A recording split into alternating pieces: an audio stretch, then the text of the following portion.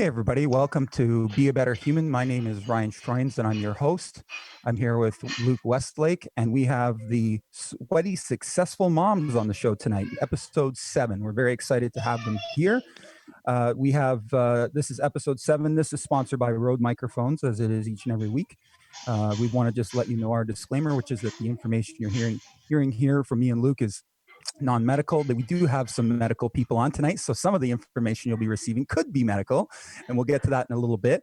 But the information from me and Luke is non-medical. It is stuff that we have learned from experience, and it's worked for us. Please take from it what you will, and learn for yourself. This is a real and raw show, so some of the things we're going to talk about tonight are real and raw, and we just want to make sure that you understand that before we get into it. Now, on the show tonight from Sweaty Successful Moms, we have Miriam, Leslie, and Kristen.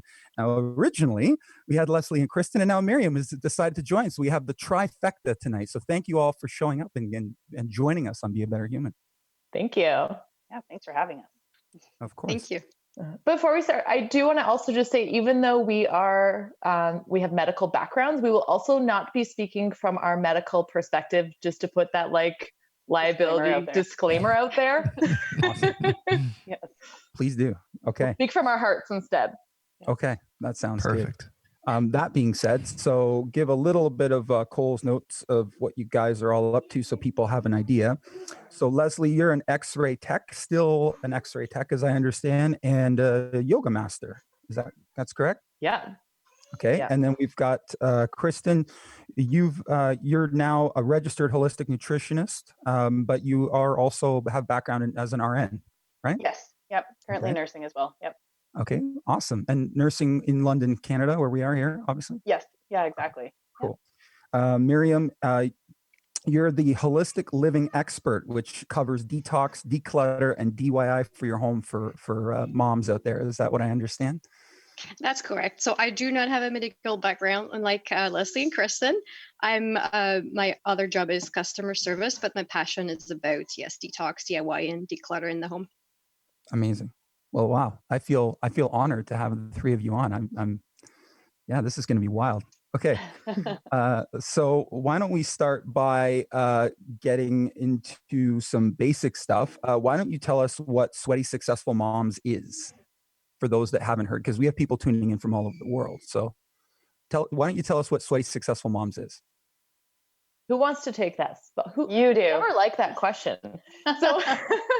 So it's really interesting. So Sweaty Successful Moms, we actually started out as more of a passion project. We had a partnership and with a network marketing company. We thought, this is a really great way to bring in moms. And it honestly just took on a mind of its own and has not been something where we've set goals and we to achieve them. Sweaty Successful turned passion business that actually is leading us. So it brought us together, and we cover the mind, the body, and the spirit. And what we've been doing is we started doing 6 local events per month. We did that for about 3 years. And then we uncovered how we could really serve our community, which is the Meaningful More project or journey that I think we're going to talk about later. But we actually, together, we serve moms to find their passion and their purpose by getting reconnected and realigned to their mind, their body, and their spirit. Oh, you're muted. You're muted there, Mr. Ryan. Well, that's it's only episode 7, so how that's incredible. How did you guys how did you meet, and how did you get inspired to do this? So Kristen, Leslie, yeah, go ahead, Kristen. Tell them how you met me and how I offended you. So through mutual friends, I was having a kid and parent Halloween party. We had just all become new moms, and I think our children were under 6 months of age. So I was hosting this Halloween party, and a friend told Leslie, and she came, and I started talking about, I think, my son rolling or something, and I don't know. Anyways, Leslie offended a little bit, and I was like, oh, I don't think I could be friends with this person. And then of course, it always triggers something that you need to learn more about or learn more about yourself. And then it's brought us into this friendship where we've uncovered that we have the same passions and interests and truth speaking and just the message we want to bring to the world, which kind of led us to creating Sweaty Successful Moms. And through that, our first ever event hosted, Miriam was one of our first ever guests. And we just really connected with her, and she's always like helped us, kind of been behind the scenes, the detailed person, kind of even like the mediator between Leslie and I. So she was definitely a driving force to kind of keep pushing us forward and keeping us like together and aligned. Yeah, and when we first, Kristen and I we were doing a stroller boot camp class together, and we had partnered, and then we were going from a boot camp class to a meeting with another mom to help her with holistic health. And Kristen's like, we're so sweaty. Should we postpone the meeting? Like, we need to change. We should shower. And I was like, it's fine. We're sweaty, but we'll be successful. It doesn't matter. And so Kristen just started in our private messages, just signing off as Sweaty Successful Moms, and the name stuck. And we're like, how many other moms are like us? We're busy. We're doing it all. We care about our self-care. We care about our health. And there's just not enough time to do everything, but you can do the things that are most important to you. And that's what we wanted to inspire with other people. We knew other women were just like us. So we wanted to bring them all together. And redefine success to whatever that means to anybody, because it's always different. It doesn't have to be like what society makes it out to be. So that was a big driving force behind that too. That's awesome. Amazing. Well, let's get into it. So one of the first topics is well, let's talk about the importance of your gut. So let's talk about food. I've talked about food in a couple different episodes, but was it Kristen? You wanted to talk about some food stuff, right? Oh, can always talk about food. Yeah. Yeah. So let's talk about food, and Luke, if you want to jump in here with me as well on this. So we're talking about food in terms of its high vibration principles and sort of, plant energy and all kinds of stuff to do with how food can heal and how food can be awesome. Yeah. So that's one of the things I try to teach the most is just, you can get complicated and all the nitty gritty of food and nutrients and all these things. But really what it comes down to for me is just getting people reconnected to actual whole food and real food and that energy. So the energy of where that food comes from, who's growing it, what the soil's grown in, the sun that's actually, touching the food, all these elements that come from the earth that energizes that seed into the plant that we then consume and put it into our body. So there's just so much energy that comes from the sun, from the earth. And then for eating that real food, then we are in fact consuming that energy and raising our internal vibrations as well. So I always like to point out who's preparing the food and who's making it and where does it come from, who's growing it, all these things that factor into the energy around food. I don't know, it's quite important. Even there's a lot of talk around obviously the gut brain connection, and we talk a lot about how food can affect your mood, but it goes backwards as well, how mood can affect your food. So if you're preparing the food with loving energy, with friends, with joy, or if it was prepared by a farmer, versus if it was made in, I don't know, an industry, packaged up, sent to store, and then you're just opening up, or have these not really, I don't know, nice emotions around it, you're just kind of blah with the food you're eating, that's totally going to affect your health, your vibrations, and everything around it as well. I've heard people say that it's they would rather have if given a choice, they'd rather have a non-organic food that has been blessed and made with love than organic food that's been thrown together and the intention's not there and that kind of thing. And obviously you want to be aware of toxins and stuff like that. But I think that's right. The intention and the love and the energy behind it, you're instilling that into the food. And I think that's and it goes back to how it's grown and where it's grown and why it's grown. And I think the intention has quite a lot to do with it. So, I'm definitely on the same page with you on that.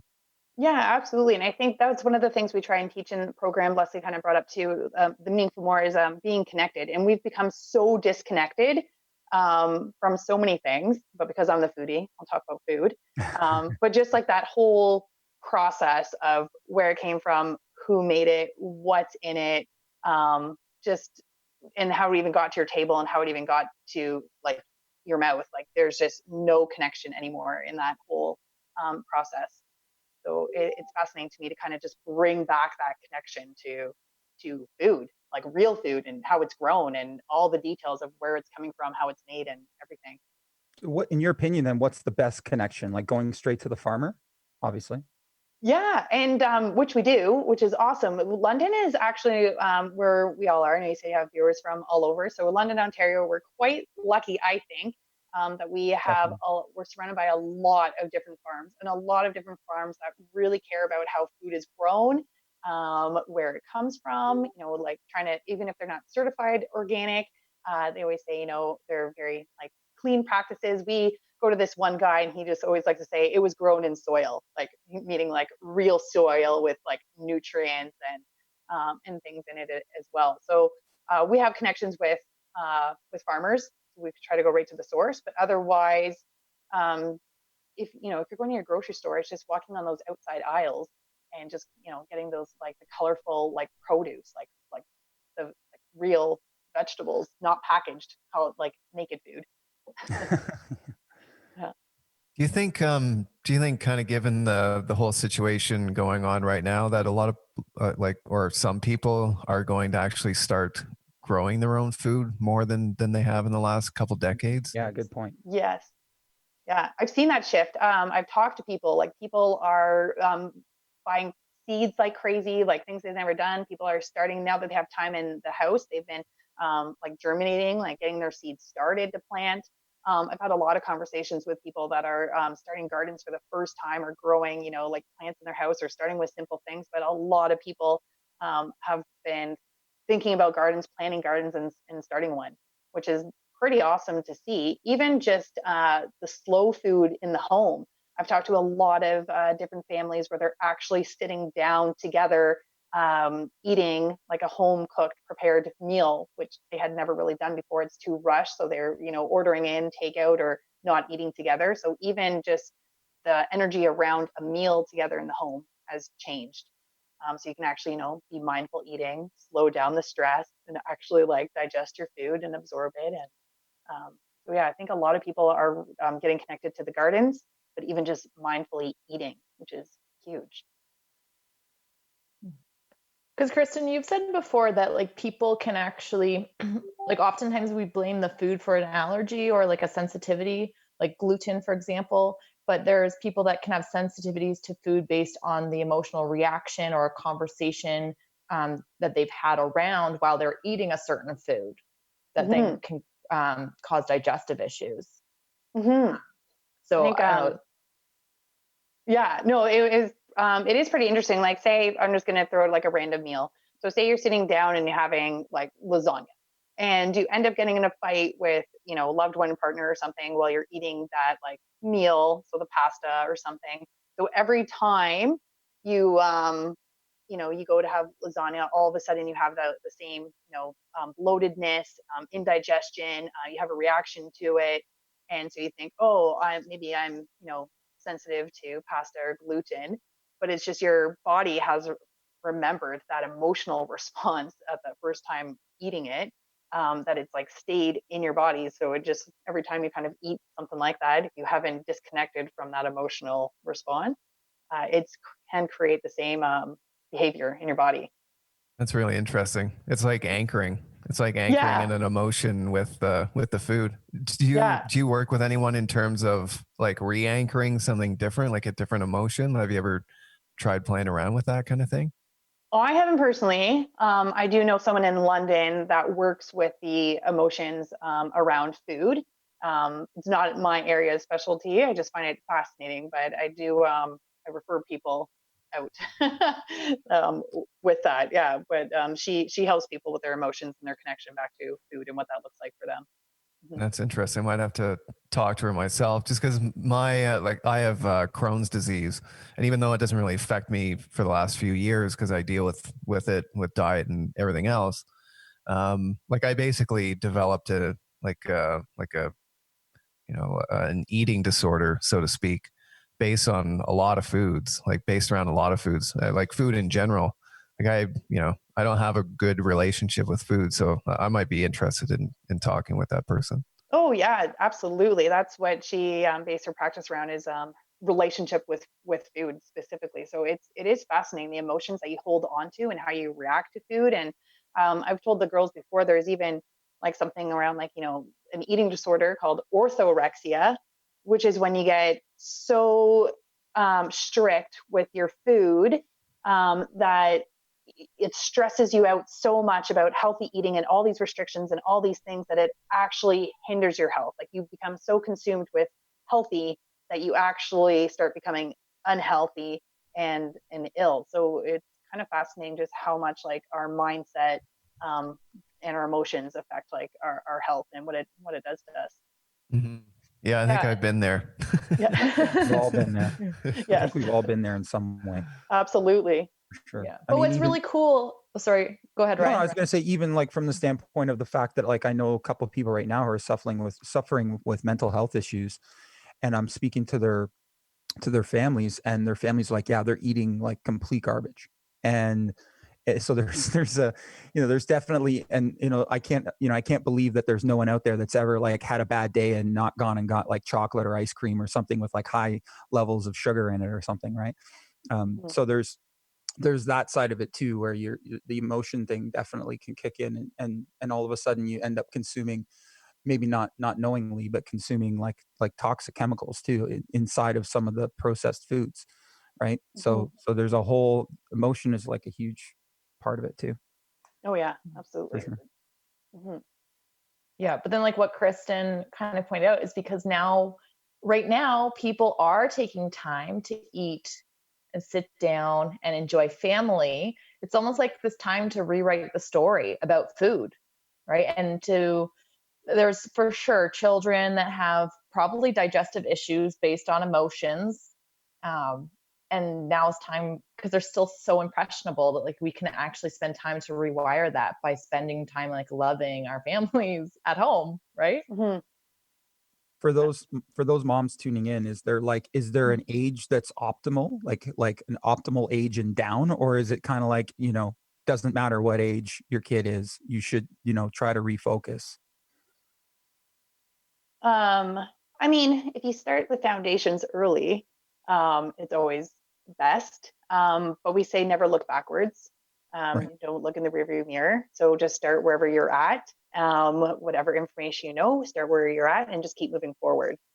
So there's always time. And there's always a chance and an opportunity to kind of redirect and kind of help with those emotions or feelings or getting better healthy habits in. So there's no sense in looking backwards. It's just, you do the best you can with what you know. When you know more, you keep, doing better and moving forward. Absolutely. I think I was recently reading something about, and I've read that more than once, that the kind of age of 7, 8 is somewhat um, the kind of like the age until the kids absorb or stop absorbing with this, like just by looking at the parents. After that, you have to um, repeat things and try to ingrain them. But before that, their subconscious basically just suck in everything they see. So by watching the parents, they will learn those things. They won't even Hmm. learn them. It will just be unconscious, subconscious. But you Hmm. can always, as Kristen say, rewrite the story. We all have young kids, and my kids do like to participate. But I've seen this last few weeks. They've they've been asking to cook. I was just going to bring that Cook up. with Yeah. me, yeah, and it's so important. Just like if they prepare with you, they're keen on trying what they prepared. And if it's some food that they're not, perhaps before would say they don't want to try it or they don't like it, just the fact to have been involved in the preparation, like any of us, it's the same for adults, but if we put love and effort in whatever we're eating, it actually motivate us to try it, or at least to give it a bite, right? So I think this is an amazing time not to, if you have the time, get your kids to jump in the kitchen with you and let them do whatever is safe for them. Yeah. And you'll be amazed. They actually can do way more than what we think they can do. Yeah, That, my almost 2-year-old, he loves like making smoothies, and I've never seen him, like you said, if they're making it, if they're involved in making it, they're gonna eat it, they're gonna try it. I don't think I've ever seen him. Now that you say that, I don't think I've ever seen him not eat what he's helped make. So that's a good point. Yeah, they're taking pride of it, right? So they made Mhm. it, so it has to be good. So they will try it, even if it's not as tasteful as they were hoping. They'll definitely try it for sure. Yeah, I And know. Kristen's been doing a cooking show on Wednesdays, like through Sweaty Successful Moms and her nutrition page, where moms and the kids can come in at, I think we've been doing it, she's been doing it at 1 o'clock. And Logan, her son, kind of leads the cooking class. Oh, Wow. that's cool. And it's been really fun. And the kids can see each other because we do it just like on Zoom. My kids have been loving it. They can't wait for Wednesdays. Yeah, That's really amazing. cool. Yeah, I had actually Lisa Lopez, who was on the show on an earlier episode. She contacted me because I have, of course, a music store, Music City, and she contacted me and said, "Hey, I need to buy a microphone," and I'm like, "Sure, no problem." And sold her a microphone. I'm like, "What's the microphone for?" And they're like, "Oh, it's for our daughter's cooking show." I'm like, "What?" And I'll never get her age right on here right now, but she's very young, and so you know. I'm like, wow, this is crazy. Yeah. She has this thing she started on YouTube, doing cooking and like, making pasta and like and all this stuff and doing it for kids. Like, so she's a kid, like definitely around 10 or younger. She's super young, and so it's a YouTube cooking show for kids, directed to kids to teach That's kids awesome. how to cook. It's cool. I love that. That's amazing. Yeah, so it's happening, man. It's just, it's crazy because, we're all looking at each other right now, being a little older, and we're like, oh, we need to look at what's going on. We need to get smart. We need to reinvent ourselves. Well, the young generation is doing that too right now. It's like all of a sudden, instead of, some of them playing video games and hanging out on their phone, now they're doing cooking shows. That's That's so awesome. great. It's just so nice to see like get back to like all these like simple things that we've forgotten about, like cooking. Like I don't know, it's awesome to hear. I think it's awesome. Yeah. But yeah, And then what else, what else factors in when we talk about the gut? Because I know that through my own journey, which is over 2 years now, previous to that, I knew nothing about your gut. And of course, I've been with my wife, who's really, into this stuff for years. And for years, she told me, you need to listen to your gut. You need to do, and I had no idea what that meant. Of course, being a stubborn entrepreneur, I thought I knew what that meant, but of course I didn't. So now I know, but then, hindsight's 2020, and guess what year we're in. So, I mean, it's the reality for me is that I know now that, there is a direct connection from your gut to your brain. And you embody and you are what your gut is. So if you poison in, poison out. So when we talk about the gut, you can talk about it in different ways. What are some of the other things other than food that can affect your gut, hmm or um, affect how you can like follow your gut? Because that's what we're talking about, right? Is following your gut. So there's people out there that think they follow their gut, but then of course they're like, oh, I knew that, I should have did that, and then then they're not following their gut. So what are some of the things possibly clouding people's judgment on following their gut? mhm. So Yeah. one of the, I mean, Miriam's on right now, so that's actually perfect. One of the major things that blocks people is being way too busy, Yeah. and having a ton of clutter in their home.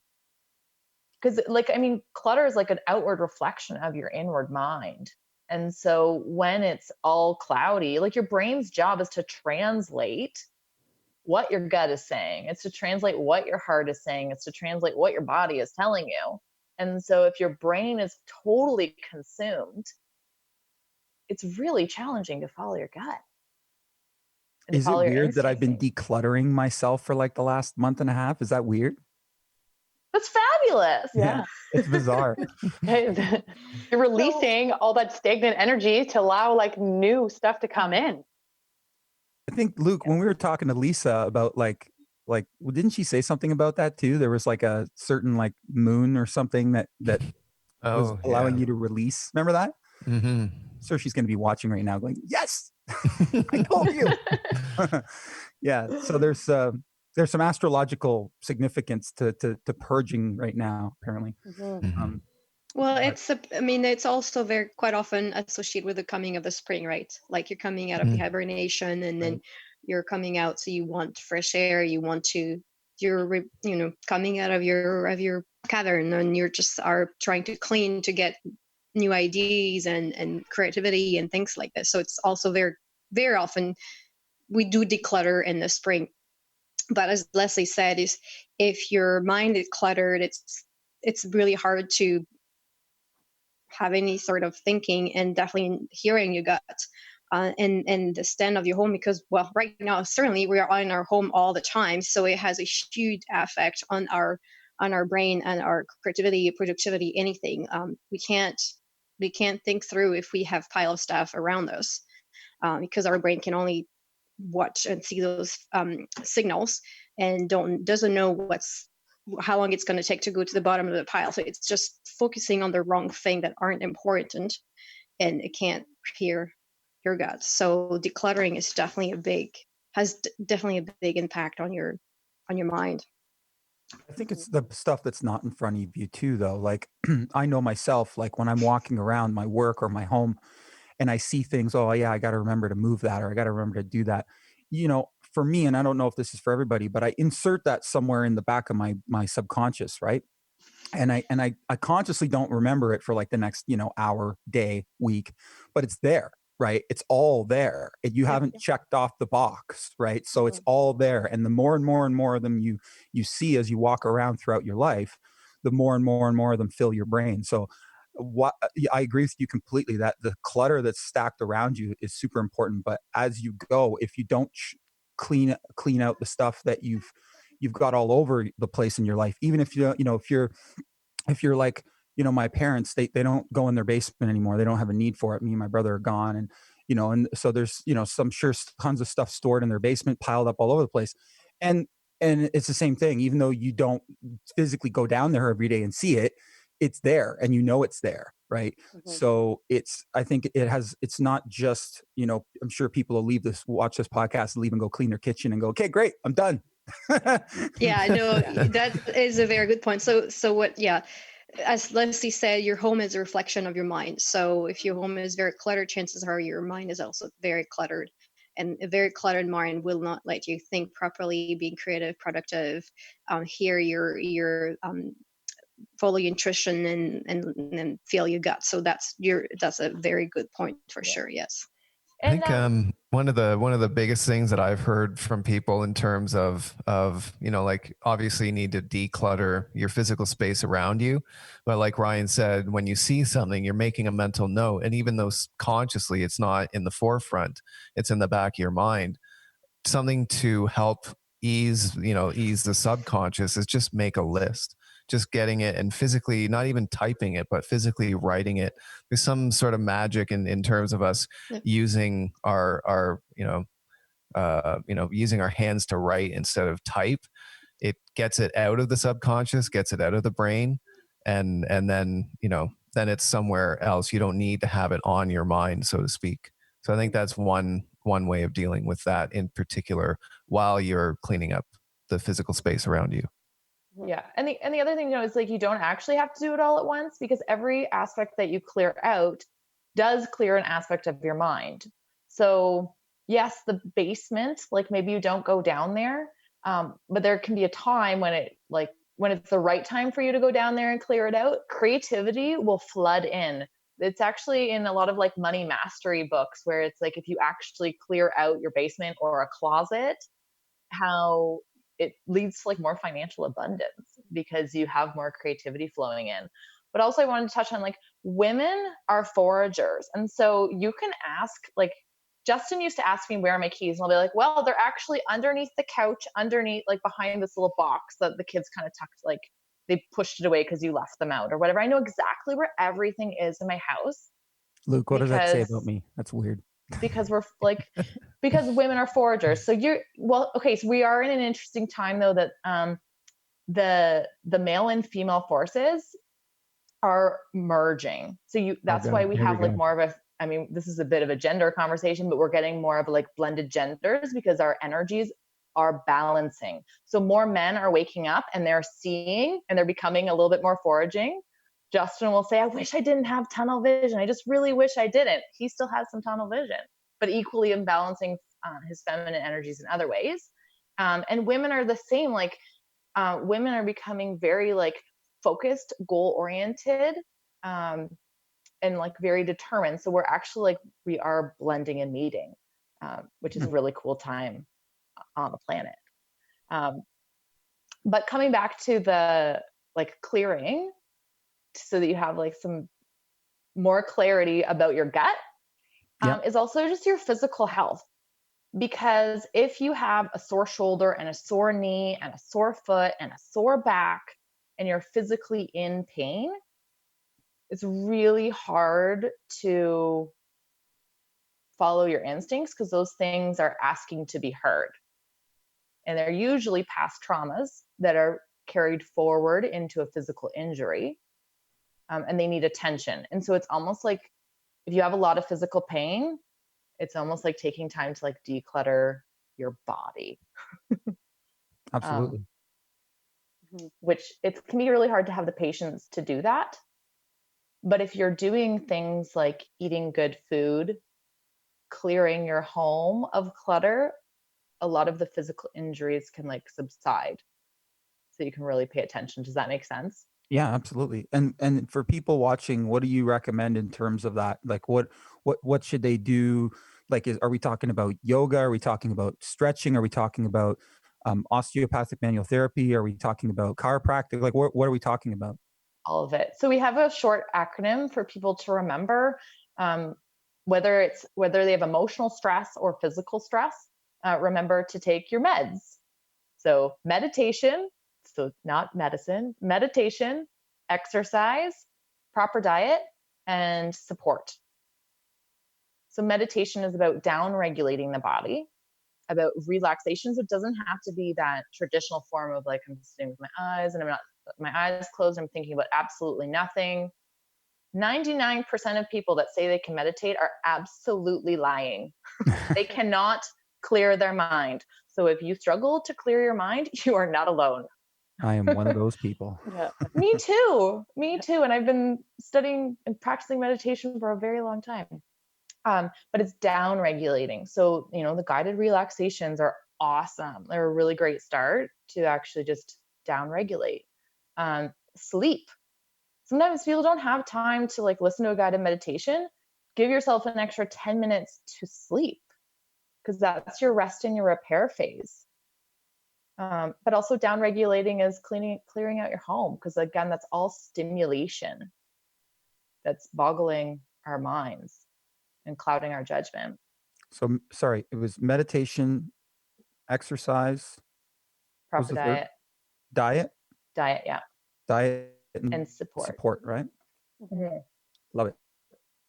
Very cool. Yeah. And for sort of that, is that like exercise, a mantra? Is that like a mantra that you guys sort of follow? Is that cool? We try to. Yeah. Most of the time, that's what we aim for. Sometimes Yeah. like you get them all, and sometimes maybe you get one. But it's something definitely that we try and like check off if things feel like in non-alignment. Like, okay, what are we missing on the list, and kind of like run through like a little mental checklist of things maybe that we're missing or can work on. Yeah. Yeah, So I like know for even me. Oh, sorry, Leslie, go ahead. that's okay. Okay. Well, I was like, even right now, like in this time of isolation, and I'm like, I'm going mental. Like I am a social being. I am going mental, and I have to do like my checklist. Like, am I doing meditation? Well, I'm getting a lot of sleep. Am I exercising? I could do a lot more exercise. Am I eating well? Yes. Am I getting support? And that's where I had to I'm not getting support. So I'm having more Zoom calls and having more connection pieces because that mentally really helps me. So checklist, like instead of trying to spiral out and be like, I've got to solve my whole internal problem and I have to go back to my childhood and find out where this trigger was. It's like, wait a minute. Am I doing these 4 things? Okay. And if I'm doing those 4 things, I'm still really feeling major internal turmoil. That's when I go like 2 levels deep in support and I go have some like supported guided meditation or, some therapy. There's nothing wrong with some good therapy. Cool. So let's wow, that was a lot. So let's Yeah. let's talk about something kind of on the same thread as what you guys were just talking about, but um um Kristen, you don't understand this. My mom was an RN, and I find that caregiver types sometimes can have a hard time with all of those things that you just mentioned: meditation, exercise, diet, support, because they end up caring about other people, and that's going on in my family right now. And I know a lot of families out there, because obviously we're all really concerned about the older people in our lives right now because of what's going on. So I'm sure that's on the minds of everyone watching this. And at the same time, you have to watch out for your kids. You have to watch out for your friends. You have to, your friends want to come by and drop off a package, so you're like waving through the door. And so, but all that being said, of course, you're most concerned about the older people because they just can't do certain things for themselves, depending on their situation. And so, as a caregiver type yourself, and I mean, I think we all are on here, and so I guess everybody can kind of speak to this. But Kristen, if you want to start, um, how do caregiver type people, how do they find a way to refocus their attention on themselves at a time like this? Like, what kind of tips can you give them that you've used as someone who's an RN to sort of refocus back on themselves? Because I think right now, like more than ever before, they need support and all of these things too. So what are your tips and sort of thoughts on that? Yeah, practice takes practice. Forgiving yourself, being easy, like not being so hard on yourself for not doing it, but just recognizing. I think as soon as you kind of recognize, hey, like I need to take care of myself as well, because like that, it's a very cliche saying, but it rings true. It's like, the oxygen mask needs to go on first, for yourself, and then you pass it down. Because if you're passed out and unconscious, like you can't help anyone, so you're useless. So then, the caregiver goes out the window, and then what? So it really, if you want to be the best caregiver that I know is in everyone's heart to do that job properly, like you have to come from a place of love, from strength, and from taking care of yourself. Because the more you take care of yourself, the more you have to offer. And then I think that's like, really important to know. It's like, yeah, if you're feeling full, your cup is full, you put your oxygen mask, you have more to give. And I think that's really important for the caregivers to know, who always want to give, that if you take care of yourself, you can give more. But I have to always either go through the checklist or step back, because I get really caught up in, trying to help other people or do all these things. And then, I end up like almost like burnt out or exhausted, or I get sick and all these things. And I'm like, oh, what's happening? It's like, oh, it's because I haven't paused.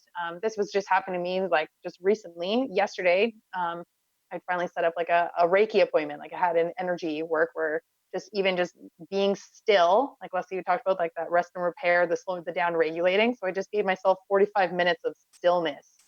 And just that 45 minutes alone yesterday, I can't even believe what it's done to like my mental health and like my state of being, Wow. in just that 45 minutes. So it's just recognizing that you have more to offer when you take care of yourself, and making sure you don't spin out. Yeah. Does anybody else want to jump in on that? Anybody else have anything to add? I totally agree with Kristen, and I was just going to say, you were talking about nurses, but I think mothers are very much maybe as bad as nurses or caregivers or support, just because we're putting everything first for our family and children, and we tend to forget about ourselves and forget of that we need to put our oxygen mask first. Otherwise, we are not really helpful or useful for our family. So um, I'm sure that speaks to a lot of moms. But the one thing I wanted to say is like, in the past, perhaps much less this past few weeks, but we often hear about self-care, and that's quite often associated with, maybe go to the spa or things like this. But it has to be real care. Like it's not superficial. It has to be mental, like your body, mind, and spirit that you have to take care of. Really looking inward, not like if it's superficial, it will not give you that energy and calm and that you need to be an actual caregiver, like a support person.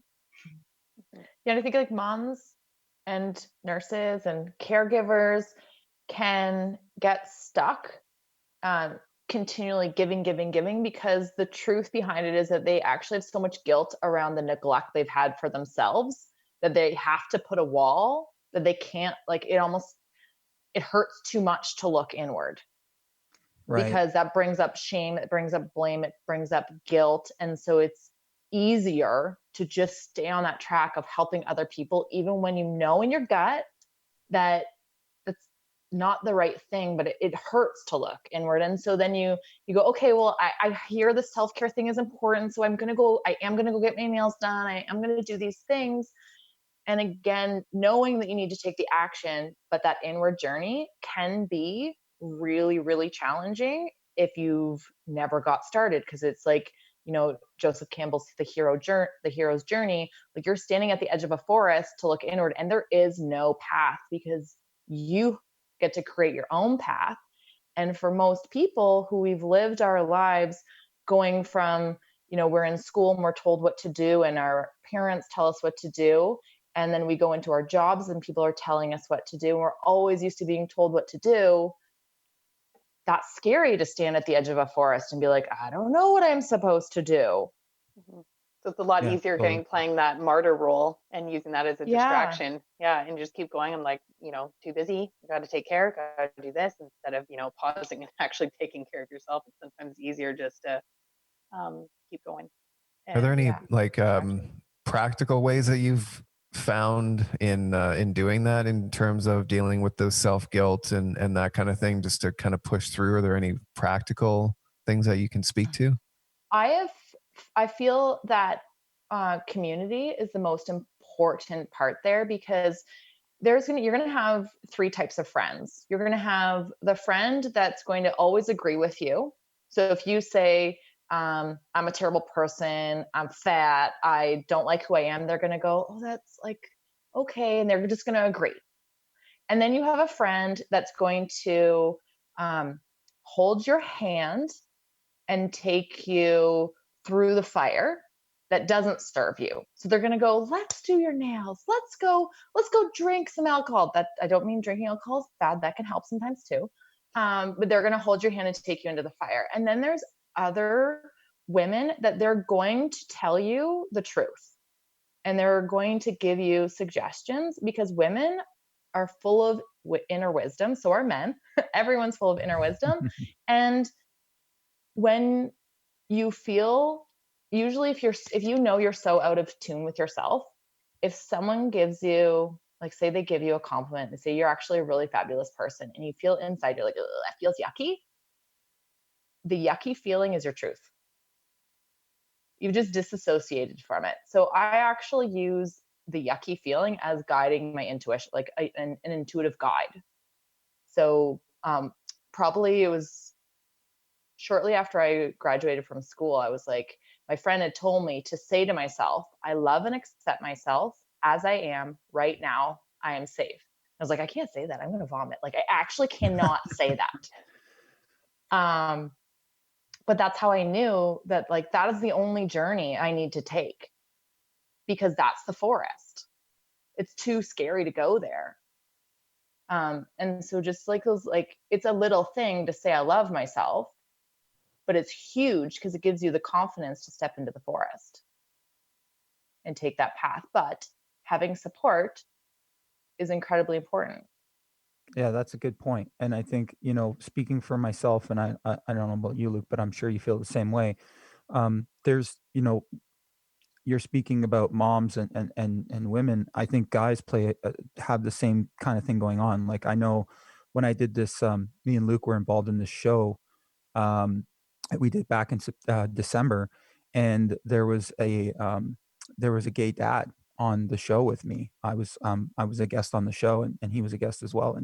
And so I think there's a lot of like single dads and dads out there that are in the same boat and are not, they're giving so much that they're not doing that self help, and they're standing at the forest, not, not wanting to go in. And I think so I think that there's, not just women but men, and also from the standpoint of support. Like my I always say my wife's a superhero because, as many amazing cool things as I do, there's so many that she does I'm not necessarily always there to support her on. And so, I know from experience that as men we can always do better. We can always do better with support in for the women in our lives.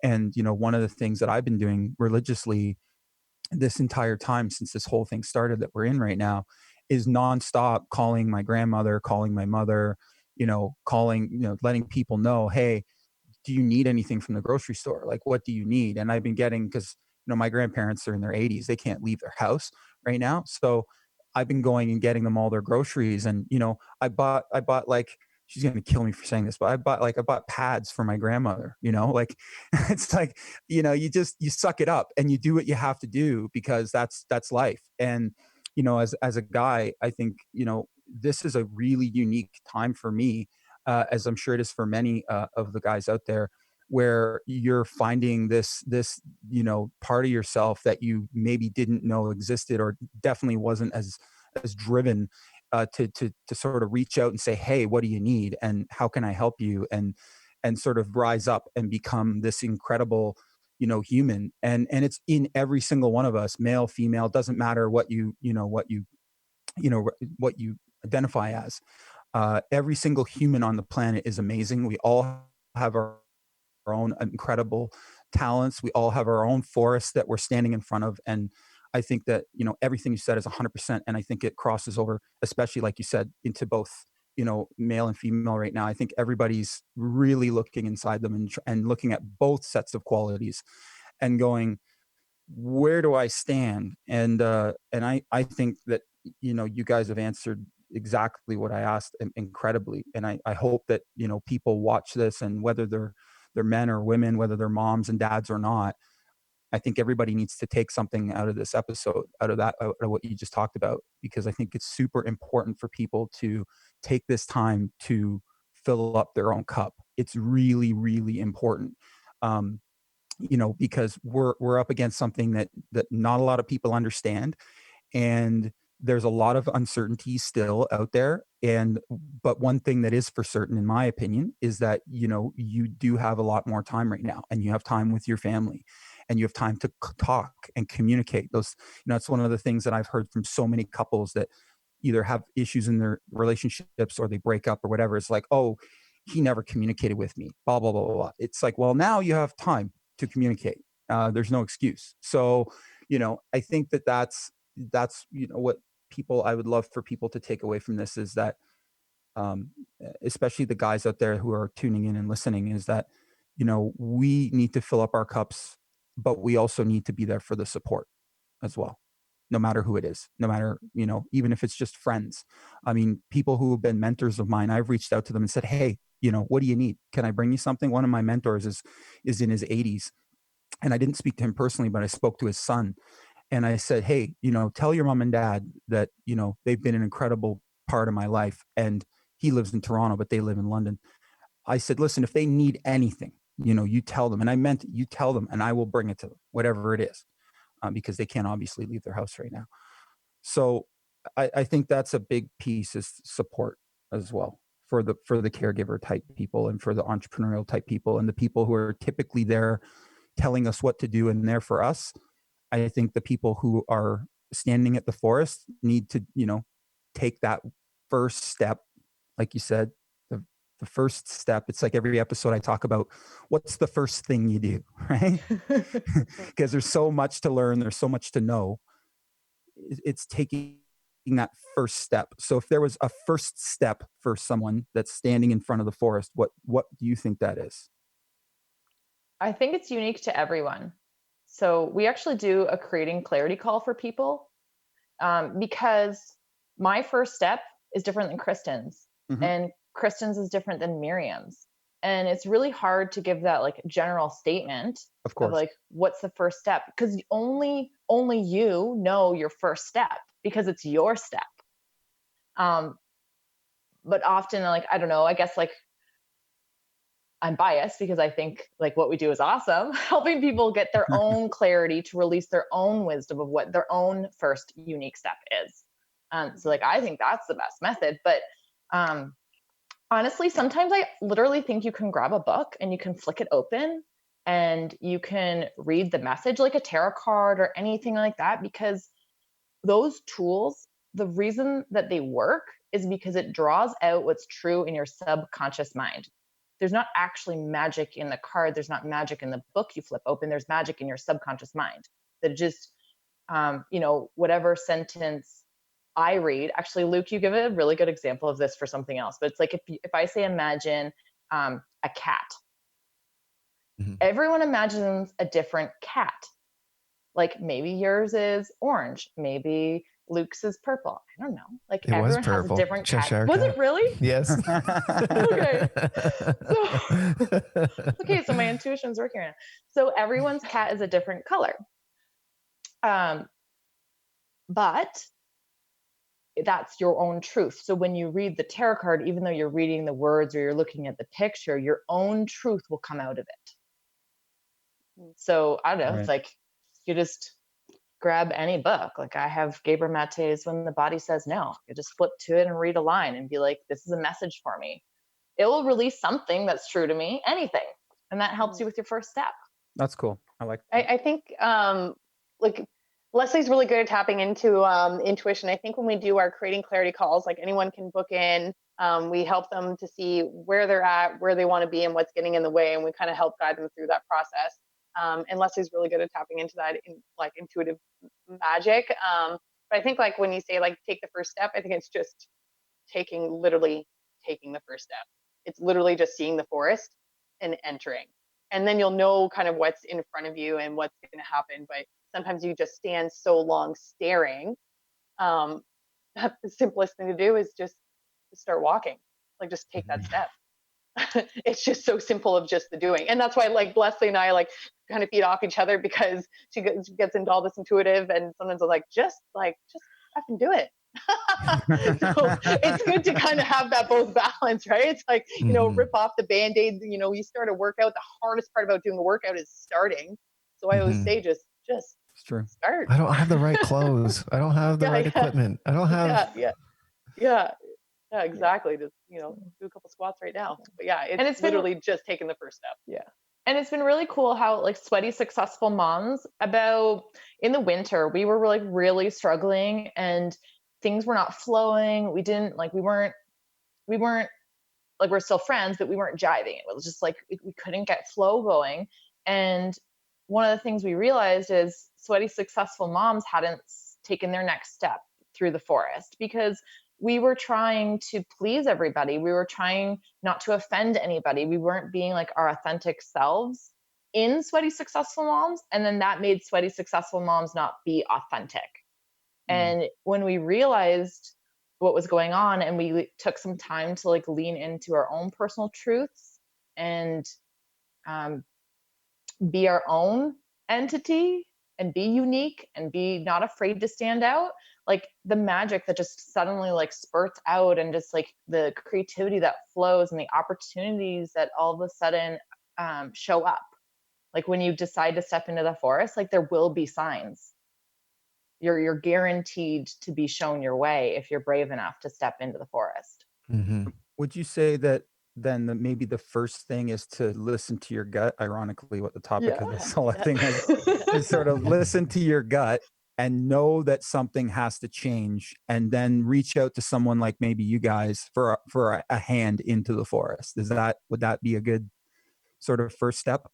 Right? Like, That'd be just listen great. to your gut, know that there's something there, know that, hey, I have to look inward. Let's take the first step. That's basically what you're all saying, which is cool, which is basically summarizing exactly what our topic was. The Yeah. importance of listening to your gut. That being said, tapping into natural energy around us. So I'm excited for this. I know, Luke, you're excited for this. Oh So, yeah. oh yeah. So, Leslie, you're an X-ray tech, so you're around all kinds of different energies, and you're tapped into obviously a lot of different natural energies and spiritualism and all kinds of cool stuff. So, why don't we talk about energy? Because there's different kinds of energy. There's the kind on the hydro pole outside, and then there's the kind in your body, and the kind that grows plants on the ground, and great food, like we were talking about. So let's sort of jump into that, and sort of, Leslie, can you give us, for those people tuning in that maybe don't think about natural forms of energy, can you give us some examples just to kind of get us started? Well, I mean, absolutely everything is energy. So really simply, like we've already talked about, like food is energy. Um, People are energy. Words that come out of your mouth, vibration is energy. Light is energy. The sun, our devices. I guess that one's not exactly natural. Is that enough examples? That is good. Yes, thank you. Okay. But I do like to, just for people, because energy is such a fluffy word. So I Yes. kind of used to avoid it. And then I realized, you know what? We don't really need to always know everything about energy. It doesn't have to get too scientific. So I do throw it around as a fluff word now. I will admit, I've become fluffy and I like it. Because I used to be very sciencey, and I actually could not see the other path at all until I had the kind of an awakening. But if for people that want to imagine, even just like our own bodies, your brain sends signal to your body, and so it is an electrical system. And so anywhere that you have or an electrical current, you have a magnetic field. And the magnetic field can influence the current, and the current can influence the magnetic field. So the things outside of us, because this is our aura, is our magnetic field. Anything that comes in your aura will influence your internal electrical energy. So it influences the inside of your body. And anything that goes on in your inside body reflects outward. And so, does that make sense? Yes. Okay. So I've been really interested to talk to Luke because it's been a really long time since I really thought about the science. So now, yes, I work in X-ray and I use X-ray, but I don't think about it very much anymore. Probably for the better. Yeah. But I do know, is this an okay, yeah, it's an okay time. I'm giving myself permission, following my gut. I do know for myself, the reason I was excited to talk to Luke is because Miriam had some questions about, with 5G coming out, how we can protect ourselves from man-made energies. And I love Kristen's topic of the high vibration foods. And so I was like, yeah, Luke's the best person to talk to about this. But I was doing intuitive treatments for people. And while working a lot in the hospital, and in the hospital, I'm always like, every room has a generator in it, obviously, because we're creating a lot of energy to make X-ray. And I was doing treatments for people. Like, so for example, a friend sprained his ankle. So I was just giving him an intuitive treatment, working on his ankle. And the next day, my ankle was like 3 times the size because I was actually picking up their physical ailments. Wow. And same thing with another friend. She had hurt her knee. So these are not even like emotional issues, but because those things are a little less conscious, but I was definitely picking up people's emotional issues, even though as like again, fluffy word, a healer, I was doing my work to like do my grounding and connect to source and things like that. But it wasn't until I reached out so I stopped doing treatments because I was like, I'm getting sick. Like, this is actually making me ill. And I reached out to another healer, and at first, she thought I didn't like her. But she said that, like, in my auric field, there's so much extra energy. And it took us a little bit to figure out it's because of my work environment, because I was constantly in all of this man-made energy, and my body wasn't yet being affected by it, but anything extra was kind of making me sick. So Luke, I feel like you can like debunk what I just said because you know a lot more about this.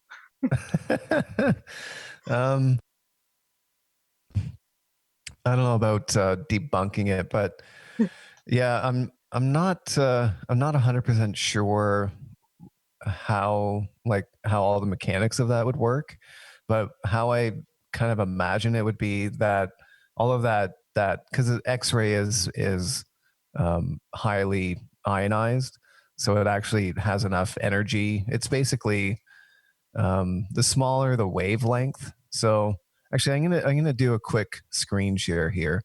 We're just gonna look at the electromagnetic technical spectrum. look at this guy. Oh yeah. Well, while you're looking it up, so like X-ray, like I mean, I wear lead, and we stand behind lead walls, and I'm pretty good actually avoiding the radiation, but it's being around all the generators and then all of the computers and all of the things that we use as tools in addition to the X-ray, which all of us are surrounded by, right? In our homes, we have our computers and we have our phones on us all of the time.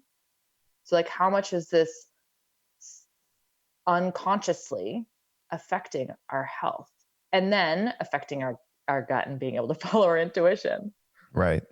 So here, I'll zoom out just to give you this sort of big picture. I know you can't really read what's going on. There's a lot going on the page right now. So at the very bottom is the very lowest frequencies of the electromagnetic spectrum, and that's where our brain waves operate. The very lowest. I'll zoom in on it in a second. And then in this, I don't know if you can see my mouse there. Yep. But this is our communication bands through here typically. And then as you can see, I've got previous generations, which is like cell phones. You can see the little cell phone on the left there. 5G operates in this area here. And then infrared, excuse me, is this area here. And you can see this tiny little band here. That's visible light. And above that is ultraviolet. And above that, this is X-ray right here. Wow. So as you can see, this is all the same thing. So there's no fundamental difference aside from the length of the frequency or the pitch of the frequency, that it's all the same fundamental thing. It's just different frequencies. So up here, smaller frequencies, down here, lower frequencies. So down here, this is where your brain waves operate. So in this area here, you see 50 hertz power lines. That's power in Europe. 60 hertz is where we run our power in North America. So in different parts of the world, it's either 50 or 60, generally speaking. And you can see that's just out of the range of most people's brain activity. But you'll see down here, so that's 1 cycle per second. This delta brain waves, that's like your sleep. Theta is like aware but relaxed. Alpha is where we're generally operating in most of waking consciousness. And you'll see right around this like 8 hertz here. Right here is the Schumann resonance. It's 7 point something. And then if you go up the high beta, that's if you're extremely intensely focused. And gamma is like, you could be focused or very stressed. So if you're operating fundamentally in these higher frequencies, you're probably a very stressed or very, very, very productive human being. So I'll just slowly pan up here. So sorry, can I interrupt? Sorry, yeah. Can you, with the brain activity, so this would be Like, is there any way for us normal people without equipment to know if that's being affected? Or you'd have to have Well, a device? you generally need to be measuring these things in terms of, like, I can tell you if you're near a power outlet, if you're near light bulbs, if you're near generators or motors, if you're near transformers, anything like that, Mhm. 60 hertz, and also so 60 hertz is the fundamental frequency which it operates. But if you actually look at the power lines or the energy, there's a lot of, just because of motors and different technology that we have in our house, there's all kinds of frequencies, like spanning all the way up into here, that are actually traveling down those 60 hertz lines. So you can basically, and there's like a whole bunch, like I could do hours and hours on this, but in terms of like house wiring, if you're like, it's simple, like, on your plug, you have two prongs and a ground. If basically, one's hot, one's neutral, they're supposed to travel very close to each other, and between those, that's where the magnetic field will propagate. If for whatever reason in your house wiring, electrician mess something up, if your hot is going this way and your neutral is going this way, and they're running on different walls, let's say, it'll actually spread out that magnetic field. And you can I have a pretty simple meter, but you can walk around and you can tell right away if someone has wired something wrong in your house, because in the middle of a room, even though there's nothing producing a magnetic field there, you can have quite high magnetic fields.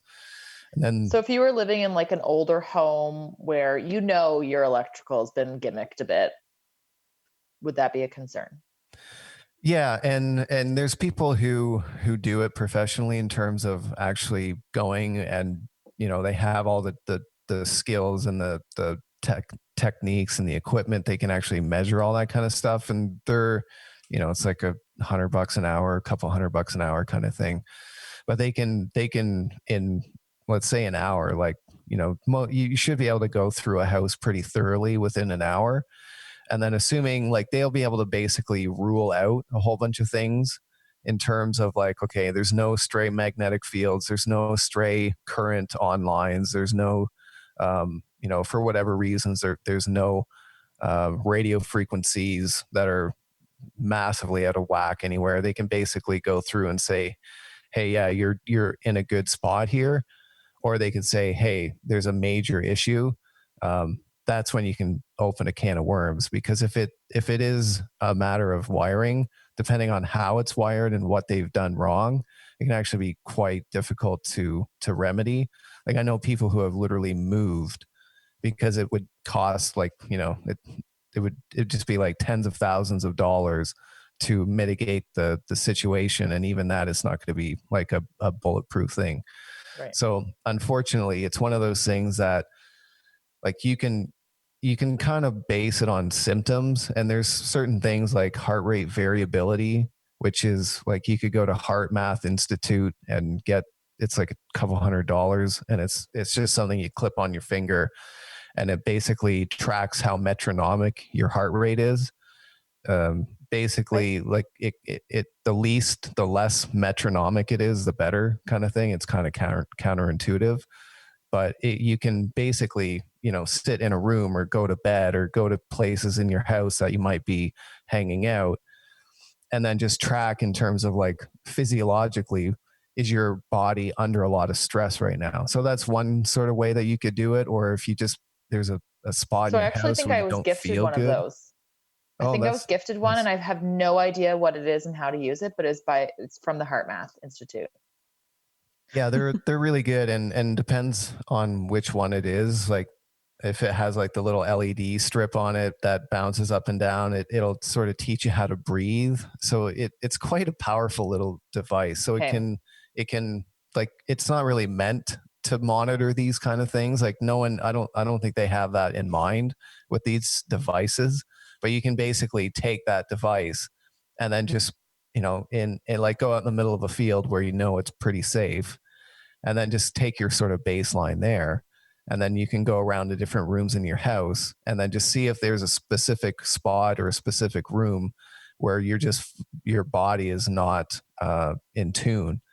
So that would be a good way of dealing with it. Trifield is a company. They sell meters in terms of like I forget what it's called, the EF2 or something like that. But a Trifield, it's a magnetic and electric and electromagnetic, so a radio frequency. So it does basically all three. It only does it in terms of like you're not going to be able to test 5G with it. I'll get more on that in a minute, but you'll be able to tell if there's Wi-Fi or if there's dirty electricity or if there's like a standing magnetic wave or a standing magnetic field in the middle of your room because of bad wiring. So you can diagnose really simple problems like that. It like, again, it's not, you can basically see if there's energy happening, but it's not going to tell you if it's good energy or bad energy. So I'm an audio engineer, so I sort of equate it to sound and music. So Airplane power. Look at that. Airplane. That's the frequency that airplanes run on. So it's different than, yeah. What does that, what does that mean? Well, it's so the power lines at home, that's your 60 hertz. That's just the fundamental frequency that it's resonating. And then in an airplane, I don't know the reason why, but that's what they use. I wonder how that affects you when you're in the plane. 100% affects you. Wow. So what are some symptoms? Because I think some people probably have no idea what we're talking about. So I think if we relate it to like what does this cause in the human body or the human mind so that people will care what we're talking about? Because I care, you care. There's like, it's so, again, like different frequencies will cause different things. So something like your microwave at home, like if I'm near a microwave oven, like most of them are leaky as hell. If I'm near a microwave oven, I get a distinct sort of like headache, sizzly kind of feeling in my brain, which is like, it's not like, I find it really uncomfortable because I'm tuned into it. But a lot of people might not be sensitive enough to it to really notice it. 60 hertz stuff, like that's really bad for your gut. So if you're like even something as simple as where your bed is located, if you have wires running behind your headboard or you have a power outlet behind your headboard, that can, and you say you sleep with your head really close to it within a foot or, you know, a foot and a half kind of thing, it can actually cause a bunch of gut issues. That's, again, it's just something that people have sort of found anecdotally in terms of like, I forget the name of the book, but there's a bunch of good books written about dirty electricity and the effects that power lines have on people. Like it's pretty well known that if you live under high voltage transmission power lines, like those, you know, those big tall towers, it's pretty well known that cancer rates are much higher if you're, you know, again, like these things, like the kind of the great thing about it is these fields drop off very quickly. Even when you're talking about those high voltage lines, they're dropping off extremely quickly. So like I actually live fairly close to high voltage power lines, but before I ever, you know, really looked at the place that we're in now, I was walking around with the meter going, well, how far does the electric field actually come out? And it's quite a bit of ways. Like it's you know, I'm very safe from that. So different frequencies will have different effects. And, you know, like if we go up into these higher bands here, so this is where you start getting into, like you'll see ham radio there. Like these are, you know, these are lower frequencies than your radio in your car kind of thing. And then, so above that we have, you know, there's a bunch of military stuff, and this is where your cell phone is, like you can see here. So in terms of like the cell phone bandwidth, there's not like a whole lot of it, which is why they're trying to push into 5G. This is a bit of an older graph, so a lot of the stuff's been sold off and is now used for cell phones. But you'll see that an interesting one here, water absorption. So this is a resonant frequency. So I'll sort of back up just a second in terms of where the microwave. Let's see here. So we know that our routers at home, they're in the 2.4 gigahertz or 5 gigahertz range. So 2.4 gigahertz is also what range, it's also the exact frequency that your microwave works, interestingly. So your router at home and your microwave are using the same frequency. The microwave is many times stronger. But the interesting thing about 2.4 gigahertz is that that's the resonant frequency. That's a resonant frequency of water, which is why a microwave works the way that it does, is because it's exciting the water molecules and causing friction. So that's how you're actually producing the heating effects. And while you're like, even if you were to sit your head, I would highly advise ever doing this, but even if you were to lay with your head on your modem, you're not going to actually heat up your tissues. It's just not enough energy that it puts out, which is why industry and why governments are saying that cell phones and Wi-Fi are perfectly safe. But what they don't take into account is the oxidative stress that happens. And this is very scientifically backed. I've mentioned him before on the podcast, Dr. Martin Pall, Pall. He sort of accidentally discovered that in that 2.4 gigahertz range, and in the range of like this whole previous generation range, what happens is it resonates with cells in the body, especially mitochondrial cells. And what happens is it's a voltage gated calcium channel. And it basically, like you said earlier, the body does everything with electrical signals. So what this does is it vibrates, it resonates at that frequency, and it basically just opens up a gate on the cell. And then it's something on the order of 7 million calcium ions flood into the cell. And that causes a cascade of effects that down the line cause extreme oxidative stress. And that oxidative stress is what actually will break down and mutate DNA. So where that's different in terms of what's going on. So this is the 5G range here. Above that, there's not a lot of communications happening here. But you start getting into infrared. And then, so infrared, we actually, as human beings, light beings, we actually emit infrared light. We don't see it with our visible eyes. Our eyes aren't tuned to pick that up. But that's how cameras see us, right? Yeah, like if you're looking at night vision or night vision cameras, it's actually looking at it. It is tuned to see the light that you give off. So interestingly, we give off light in this area here, and then so the entire body and all of the systems and all the organs and everything that we are, because we are energy, is a fractal antenna.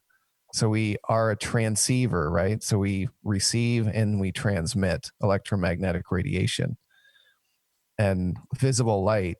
So again, in all of this, this huge, spectrum here, visible light is this tiny little bit here. So you can see the colors. And this is what a lot of people sort of equate to reality, because we don't see or hear or sense or touch the other frequencies. Doesn't mean it's not interacting with us. And that's heavy, man. Yeah. So and above, and you can see like, so obviously you need to obviously be a scientist to figure this out visually.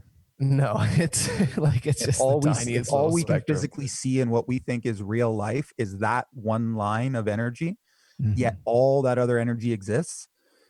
I don't care Yeah, who you are out there. and our That's different mind parts blowing. of our and different parts of our body, like again, uh, the eyes are a transceiver as well. They actually, like, if you know, don't do it in the middle of the afternoon, but at sunset or sunrise, you can actually look. You know, again, this is not medical advice. This is what I do. You guys do whatever you want, but you can actually look into the sun, and if it hurts, don't do it. It's too bright. But when it's sunrise or sunset, you can actually look into the sun, and you're actually transmitting energy, especially if your feet are in the ground. You're connecting a circuit between you, the earth, and the sun. You're actually able, you know, it's kind of hard to believe, but you are actually transmitting information to the sun. It's kind of a bi-directional thing. So your eyes are just tuned to see that tiny little bit of light, but the rest of your body will resonate at different, you know, different cavities, different organs, different cells, different systems of the body will actually start resonating with these different frequencies. So down here, again, like your brain is resonating at these frequencies. And then, you know, different, like smaller, the smaller the, you know, the frequency, the smaller the thing in your body that it's resonating with. So in this range here, it just happens to resonate with what's controlling ions going into the cell. And it can be very, very, very low frequency or very low amplitude. So you don't need to have your cell phone right against your head for this kind of stuff to happen. But having your cell phone a couple feet away from your head is infinitely greater, you know, infinitely healthier than having it directly against your head. If you read the fine print on your cell phone, it basically will say, don't ever put it within 12 centimeters of your head because it's dangerous. You know, That's they why they say give you that a right free in pair of the, headphones with every phone, right? yeah, it's a lot. Yeah, I don't know if they're being generous, but it's definitely a liability thing. And then so, you know, as you can see, right above, let's see, get back to visible light here. So right above visible light is UV light. So once we start getting into UVA and B, this is where this energy starts to become ionizing. And that just means there's enough energy involved in that to start knocking into your DNA and start distorting it and messing it up directly. So it doesn't need to open a voltage gated calcium channel to flood the cell with calcium ions to cause oxidative stress. You know, that happens at these lower frequencies just fine. But up here, this is where you're literally, you know, impacting the DNA itself This with is why these we're wearing resonant lead frequencies. when we're This doing. is where, you know, and very, you know, not far above the ultraviolet is X-ray. So that's where you're dealing with X-ray, and this is like very highly ionizing. So that's why you definitely don't want to be, you know, getting X-rays all the time. But interestingly, and this is again, this is going back to Dr. Martin Paul's work, is that so up here in this range, that's the I don't know exactly what frequency they use for X-rays. It just sort of gives a spectrum there. And there's probably different frequencies they do for different parts of the body. And for That's different correct. depths and thicknesses too, right? Yeah. Yeah. Yeah. So Leslie, I'm sure you can speak to that a little bit. But interesting, though, I'll just say this first, is that so up here, again, this is ionizing, and the worry with ionizing radiation is what it's doing to our DNA. But what Dr. Martin Paul found was that even at these frequencies down here, at your cell phone frequencies and your router frequencies, that they had done, and this is a very conservative study, they have done tests using cell phones on talk time held up to your head, and in a 24-hour span, not that you would spend 24 hours on your phone, but for every 24 hours of talk time on your phone, the amount of oxidative stress and the amount of DNA damage was in the order of like 1,000 chest x-rays. So Wow.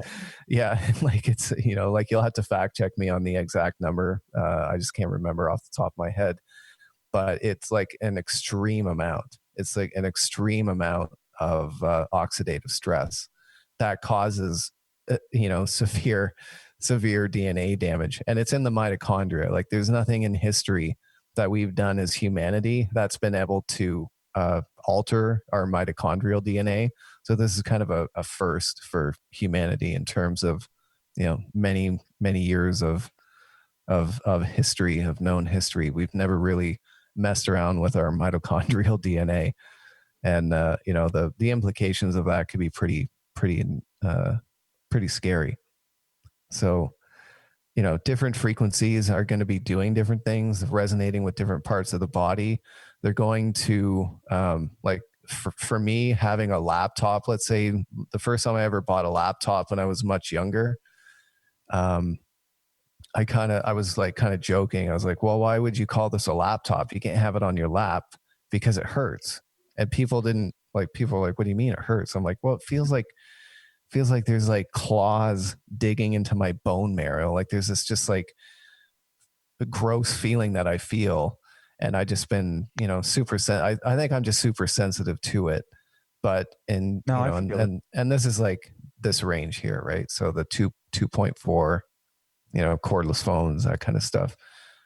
Your router at home, 5 gigs is in that same sort of range. I actually don't feel and I'll just be really clear in terms of 5G versus 5 gigahertz. So 5G is 5th generation, which interestingly, it does not come from the telecom industry. It comes from a different industry, military industry. I was going to say military. Yeah. Well, and also it comes from the industry, like the medical industry that uses or has been using 5G for a very long time in terms of DNA splicing and DNA editing and stuff. So that's what they're using the 5G technology for. So there are definitely concerns. There's a lot of different concerns with the 5G technology, because again, like as you can see, the higher you go, the higher they call it the capacitance. So the higher the energy stored in those shorter wavelengths. So that's why, again, like people are very concerned about using these bandwidths. But again, like people don't realize these, like you'll see here, microwave K band, Ka band, Ku band. If anyone remembers those big old satellite dishes, yeah, that's what they were using.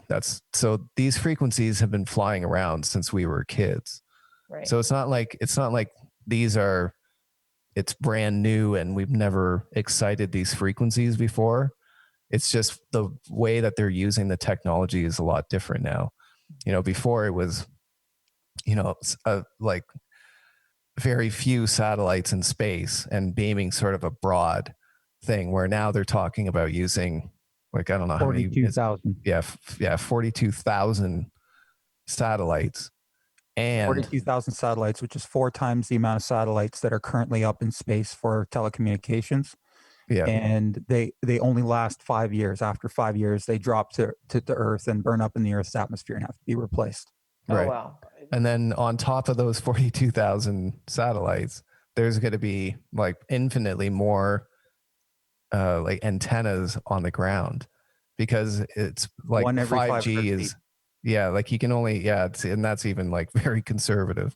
Yes. Sorry, Ryan, I missed. What did you say? How many feet? One every 500 or less feet.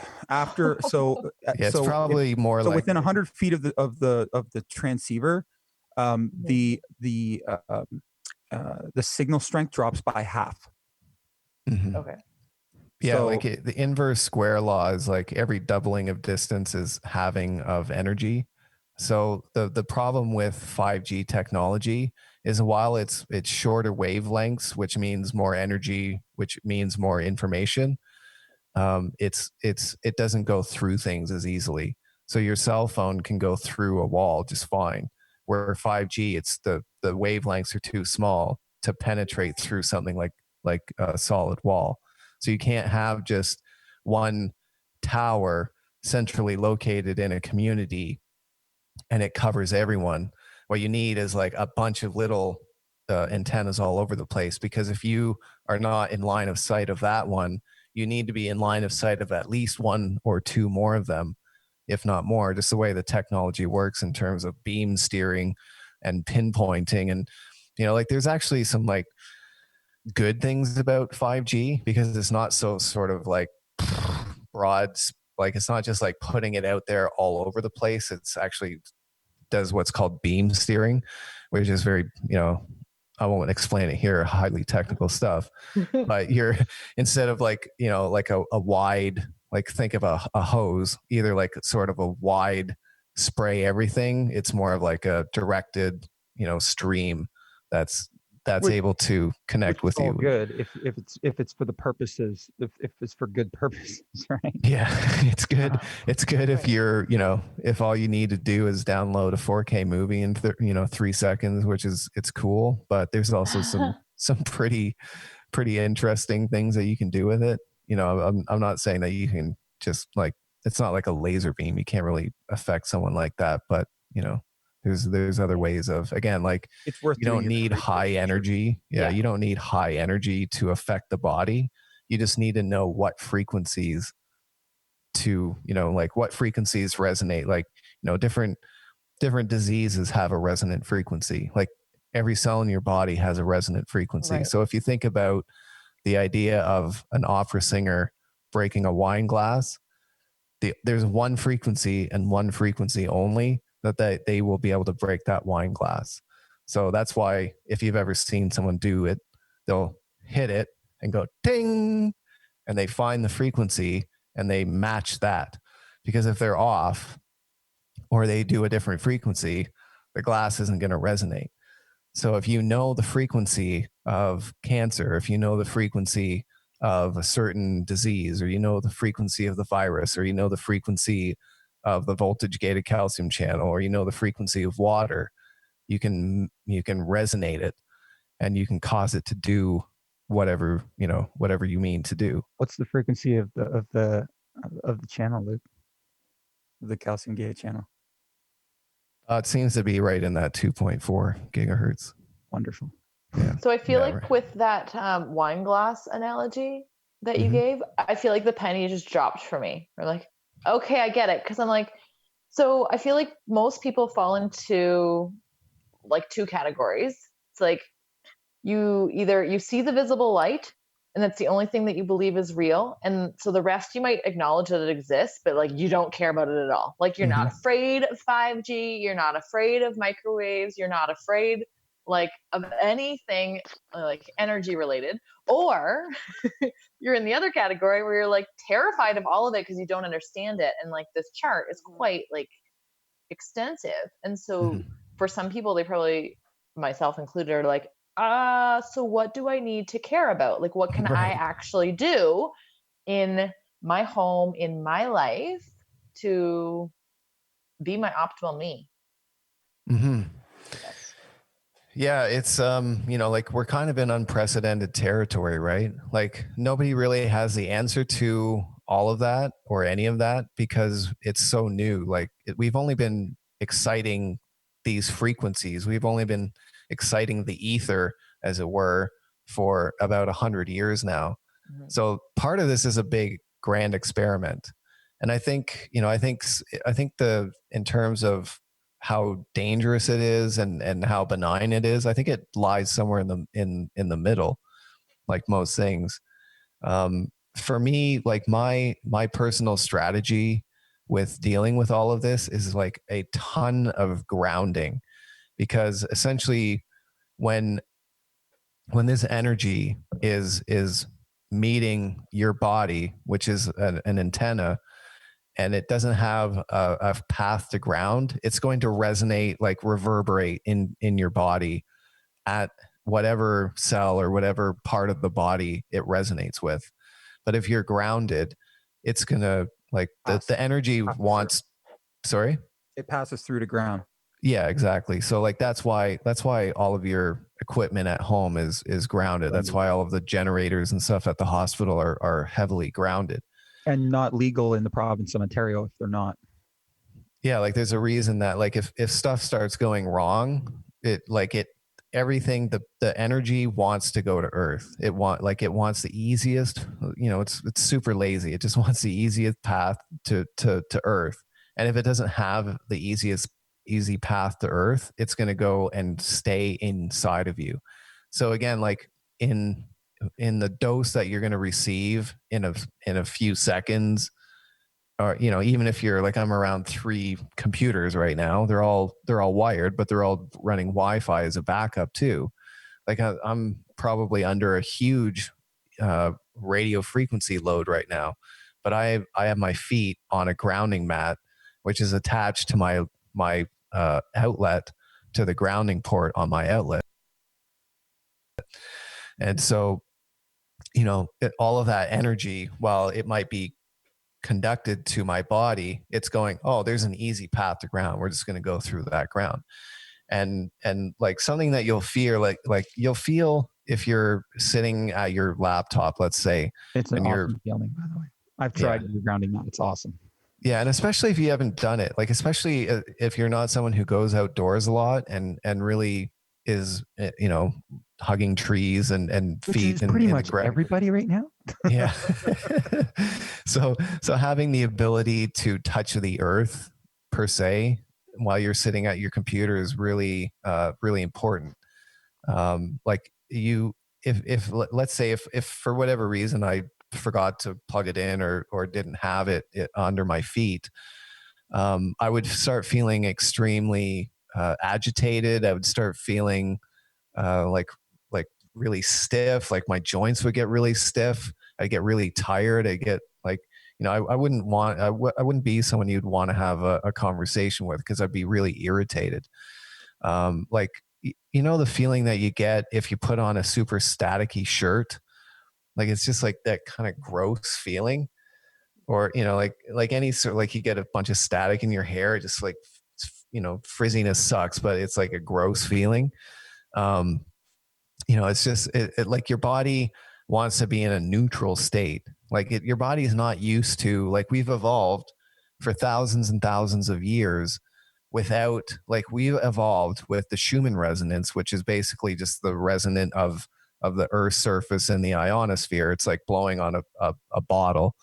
So like there's all sorts of cosmic wind going past the Earth, and it's going to the Earth and the ionosphere.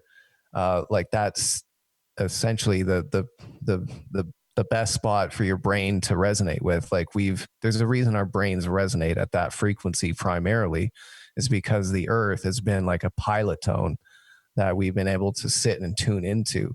But now in the last, couple 100 years, we've got to a point where there's so much noise, and there's so, like, the electrical systems, the wireless systems, all of these systems, there's so much noise that our brains don't have that thing to lock into. So we have all of this excess energy and all of this excess, it's like static energy that's exciting all of these different systems in our body, which, it's horrible for the immune system, because your body knows it's being attacked, even if you don't hear it, even if you don't physically feel it, even if you don't know that it's there, your body does. And you'll go into fight or flight. Like there's people who have, like serious anxiety problems where, like obviously mindset and nutrition and everything else plays a part.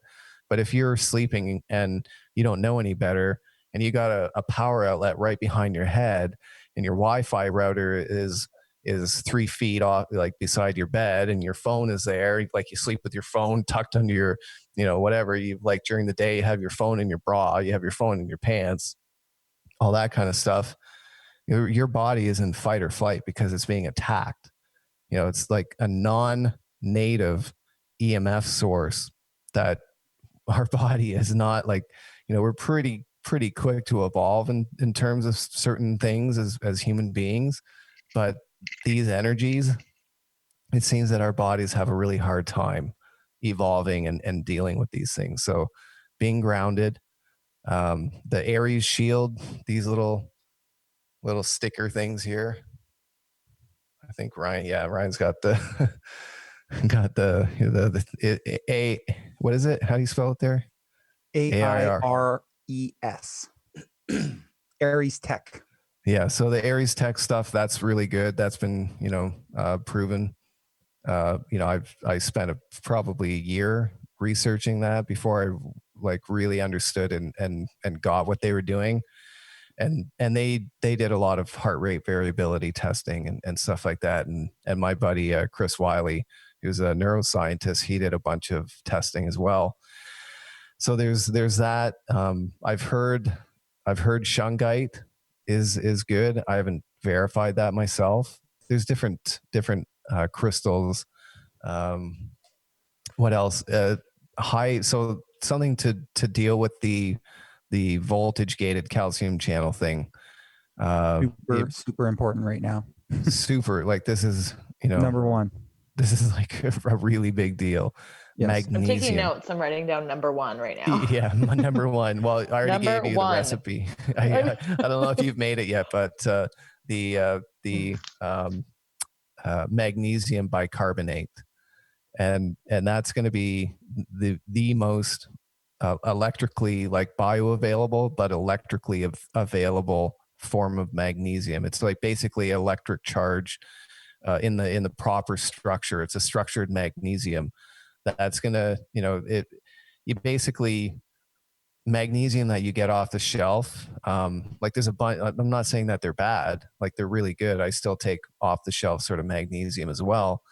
But in terms of what you need to counter that, and this is not something you would have had to have done 100 years ago because you wouldn't be so calcified, is that you basically need, and again, not medical advice, do your own research, but you need this high dose magnesium to counterbalance all of this high dose calcium that you're getting constantly. Like if you don't live in a Faraday cage, like if you don't live in a house that's treated and has no EMF, like no cell, no Wi-Fi, if you don't live in a cave essentially, then you're getting like way dosed on calcium. And the best way to do it, just because you would like taking high dose magnesium, I don't know if anyone's ever tried it, but it can definitely cause loose stool. And like you're in the like 2, 3, 4, 5 times what you need in terms of like what your body is going to be able to handle in that regard. If you just take magnesium bicarbonate, or magnesium glycinate or whatever. So this, and it says, I'll try and maybe put a link under the show at some point with the recipe for it. Well, I'd love to share the recipe to Kristen, because this is what I do. I can't follow recipes to save my life. Like I got to be a free spirit in the kitchen, but Kristen Nago does the Kristen's Kitchen on Wednesdays. And so I'm going to get her to make it. And I'll be like, if it's her, it's a friend. And then I have accountability to a friend, and then I'm going to make it myself. So I'll get her to make it first, and then I will make it after I watch her make it. Cool. So it's super easy. I'll give you the really quick rundown. And all it is 2 ingredients. So you need like a 1 liter bottle of Perrier, just regular Perrier, but it needs to be bubbly water. None of the flavoring, none of that kind of stuff, but a 1 liter bottle. And then what you need is a pure version of milk of magnesia. So any of the Philips brand stuff, don't touch. It's got aluminum and all kinds of weird stuff in it. There was a company, I think they were called Good Sense. I think they've changed names since I bought last, because I just bought a bulk of it. But on Amazon, you'll be able to find, there's basically only one brand that I could ever find. It was Good Sense. I think it's changed since then. but it's literally a pure milk of magnesia, which is, I forget what form of magnesium it is, but it's magnesium and water. And so what you do is you take that 1 liter bottle of Perrier, put it in the fridge for a few hours, get it nice and cold. And then what you want to do is gently take it out. And the idea is to disturb the bubbles at the least amount possible. So it's as fizzy as it possibly can be when you go to do what you're about to do. So you take that cold bottle of Perrier, uncap it gently, slowly, so you're not letting off a bunch of the carbonation. And you want to dump like 100 milliliters out, maybe a little less. And I think, and off the top of my head, I think what it is 30, it's either 30 or 45 milliliters of the milk of magnesia. So you dump that in, close the lid, and then you shake the shit out of it for like 30, 60 seconds. Awesome. And it does the opposite of what you think will happen, because the chemical reaction starts, it actually starts deflating the bottle. So you want to take that bottle now, like shake it, put it back in the fridge for, I think it's like a half hour or an hour. And then what you want to do is, again, take it out, shake the shit out of it. And then, it's going to be cloudy the first time you put it back in the fridge. After you shake it the second time, it should be not a lot. Like, it might be a tiny bit cloudy, but it's going to mostly be clear at this point. So what you have, and this is really important, what you have now is concentrated magnesium. That's cool. So you definitely don't want to drink this by itself. What you want to do is take about an ounce of that and dump that into a full glass of water or a full glass of bubbly water. So at that point, it doesn't matter what you're drinking it with, but you just want to dilute it down like times 10.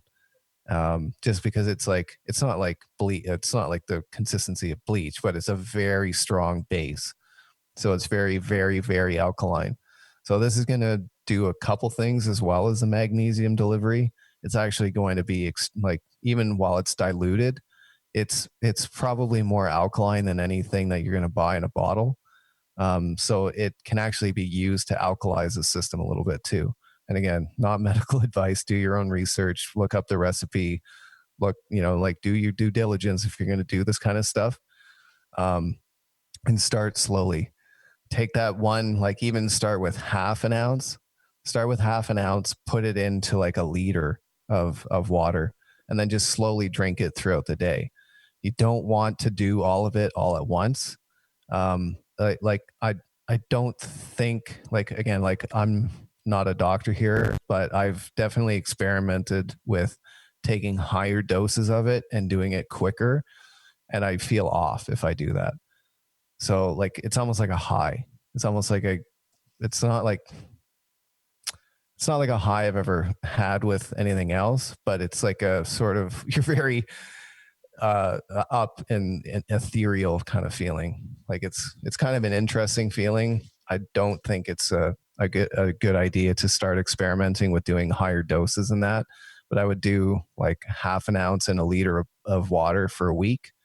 See how you feel. Make sure nothing's going weird, and then after that, do maybe an ounce in a liter, and then you can experiment with that. But I'll try and share a PDF, and they have another name, and I forget what it treats.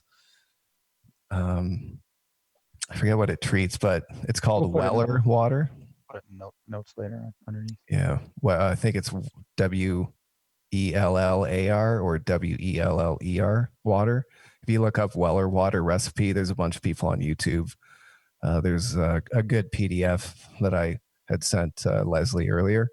I'll try and link that up, find a place to host it and link it up, because I think it's going to be critically important at this point. So, it's also going to help if you have, like restless leg syndrome. I just wrote that down. Yeah. If you have I used to have crazy restless, I was like running marathons in my sleep. And since I started doing this, and I don't even do it religiously anymore. Like I'll do it for a while and then kind of stop and just be doing regular sort of magnesiums. But like if I start feeling like it, almost like you almost like get like extra like almost like arthritic kind of feeling, and again, so that's the calcification happening. So again, like, and there's different theories on calcification of pineal gland and all that kind of stuff. So, I don't know if it specifically is going to help against that, but I feel like it might. Yeah, well, because that, like, and Kristen can probably talk a lot about this, but like when the calcium and magnesium aren't in balance, like that's what causes muscle contraction. So if the muscle and relaxation, both. Yeah, well, so calcium's constricting and magnesium's a release, as far as I understand. So if you don't have the right balance, you kind of get stuck in between. So things aren't actually contracting; they're also not fully relaxing. So that also, like, so that would explain like that arthritic kind of pain that you would get because things are stuck in the middle, basically. Mm-hmm. But also, like, people can get like feelings of anxiety, right? That when you're in that, like, because it's like almost like a fluttery state that your body gets into, for sure, right? And so some people, like myself, because this was for sure the case for me when I was like out of balance, like I kind of just thought I had anxiety, but I was like, no, this is actually my physical body. Like my physical body needs balance. It's not emotional. Nothing. Like, yeah, for sure. Like anxiety, like I said before, is definitely a way that like EMF, like I don't know if I would call it poisoning, but like for lack of a better term, EMF poisoning. Like if you're an X-ray tech, I think that's probably an accurate term. But yeah, like any of the EMF stuff, like there's so many different ways it can present, which is why it's so difficult to really, say like, hey, if you're feeling this, it must be because your cell phone. Like anxiety is like definitely really high on that list. mm-hmm. Yeah, so I mean, it could be argued that everybody out there, just for their own sanity, should have their calcium magnesium tested to see, right, like where they're at. It would make a lot of sense because I bet you not like most people out there don't. And actually, I know. Well, try and like talk to your doctor about getting a magnesium test and see how much resistance you get. Yeah. But okay, Kristen, though, can you tell, because like a test, like if you take a test, that doesn't necessarily tell you what's actually in the cell because that's not telling you absorption. Yeah. Kristen, can you touch on that? Like that a test is not accurate because like a blood test is not accurate.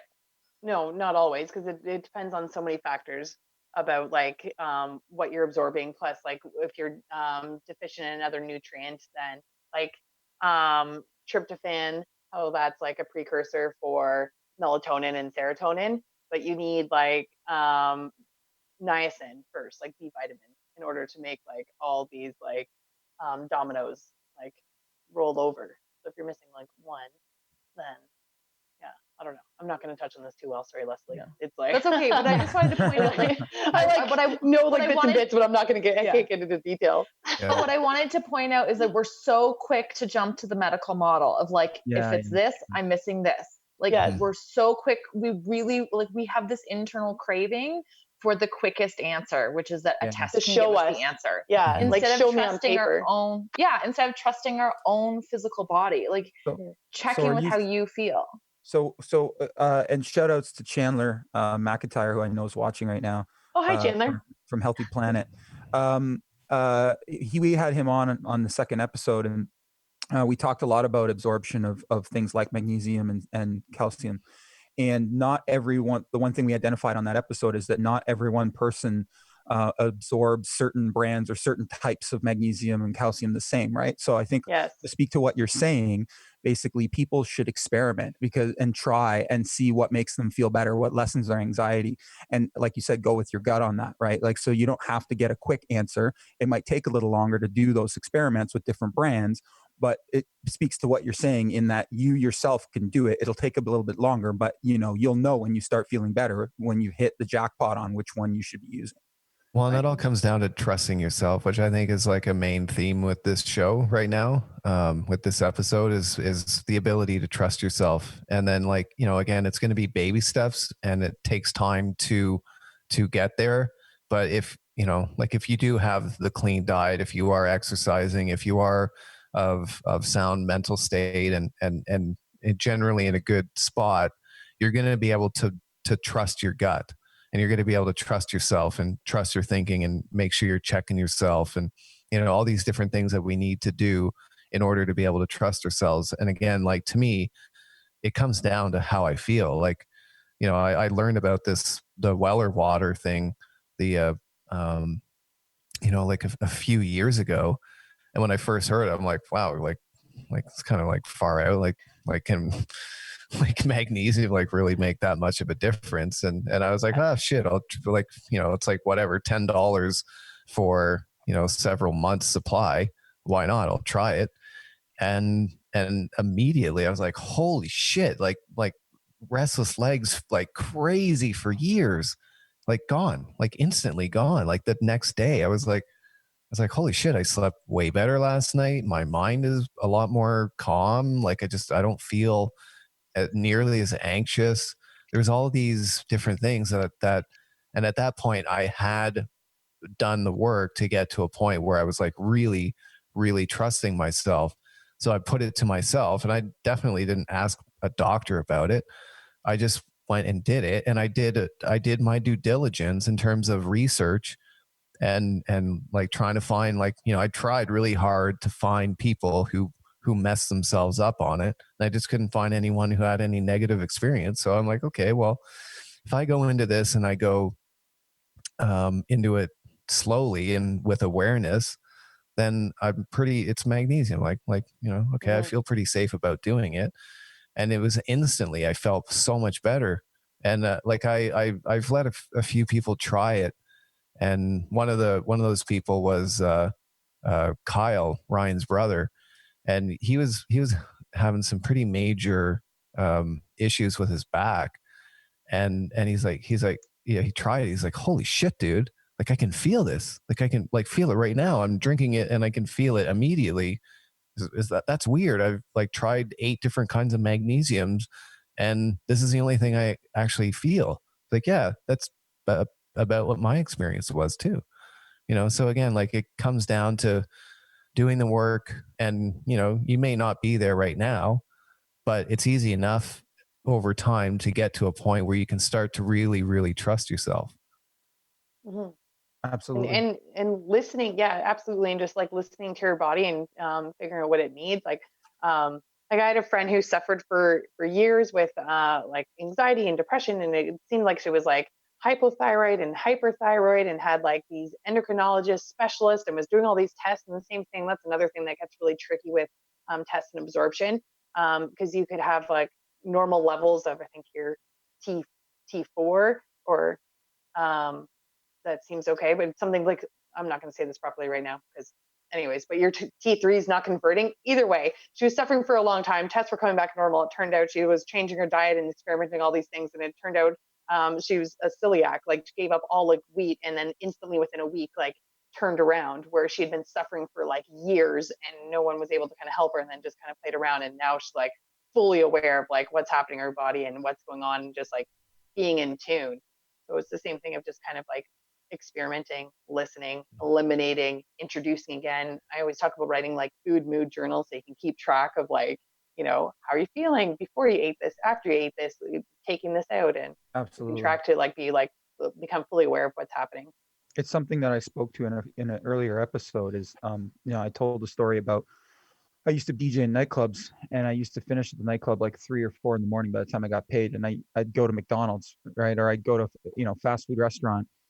Friends of mine used to work at a different one back in the day when I was in high school, and I'd go to these places, you know, late at night, and I'd eat this food, and it would taste so good, right, hitting my tongue, right, but then literally wait 5, 10, 15, 20 minutes, right, and then my gut, right, would tell me a different story very Mm-hmm. quickly, but I would completely ignore it. Right, Yes. I would completely ignore the signs of like, you shouldn't be putting this in me right now, and because it tastes so good. Yeah. So you know, that emotional fix of like, I got to go get this right now, and then the taste, and then you know, the after the what happens after. Well, I'm not, you know, I'm a tough guy. I don't need to worry about that, you know. But fast forward the clock, And, all of a sudden you start to really, when you get to our point where I think we're all at right now, is you start to become a bit more enlightened, and you start to become more in tune. Luke, you mentioned that a bunch of times, right? Where you become more sensitive and more in tune to some of these things, right?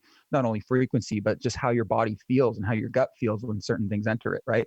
So I think, I wish that all humans on the planet felt this way, because then we'd all know the truths, and we'd all know how to trust our gut, or trust ourselves, right? Mhm. I think that a lot of it comes back to the fact that we're putting these foreign things into our body that are literally toxic chemicals. Like, they're not designed to be inside the human body. They're not designed to be in it or on it. And it's something that everyone needs to do their own research on. I've been doing keto and intermittent fasting now for over 2 years. As I said in the earlier episodes, I lost and maintained an 80-pound weight loss. But I also went down a really big rabbit hole just under 2 years ago. Once I hit my goal weight, which was I did it in 6 months. So I lost 80 pounds in 6 months. And then I went into maintenance in that July of that year.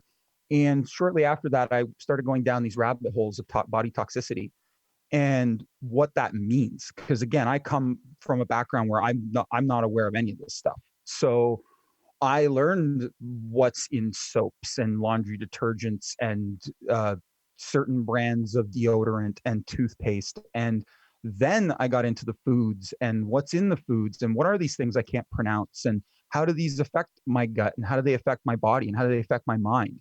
Because it's all relevant. It all plays. And I think that, we're at a time now where, again, we have time. So we should, one of the challenges I made in a previous episode was, if you don't know what something is on a label, you need to know. So it's an informed decision. So as long as you know what everything on the product you're buying and putting in or on your body is, I'm a firm believer that if you know what it all is and you've researched it and you decide you still want to put it in or on your body, I'm down. I'm cool with it. But buying something off the shelf just because you think somebody said it was safe is not a good idea. Letting your 3-year-old run down the street to the park to hang out with their friends alone, it's taking a chance. So is taking some product off the shelf that, again, going back to the original talk you guys said about knowing the source, right?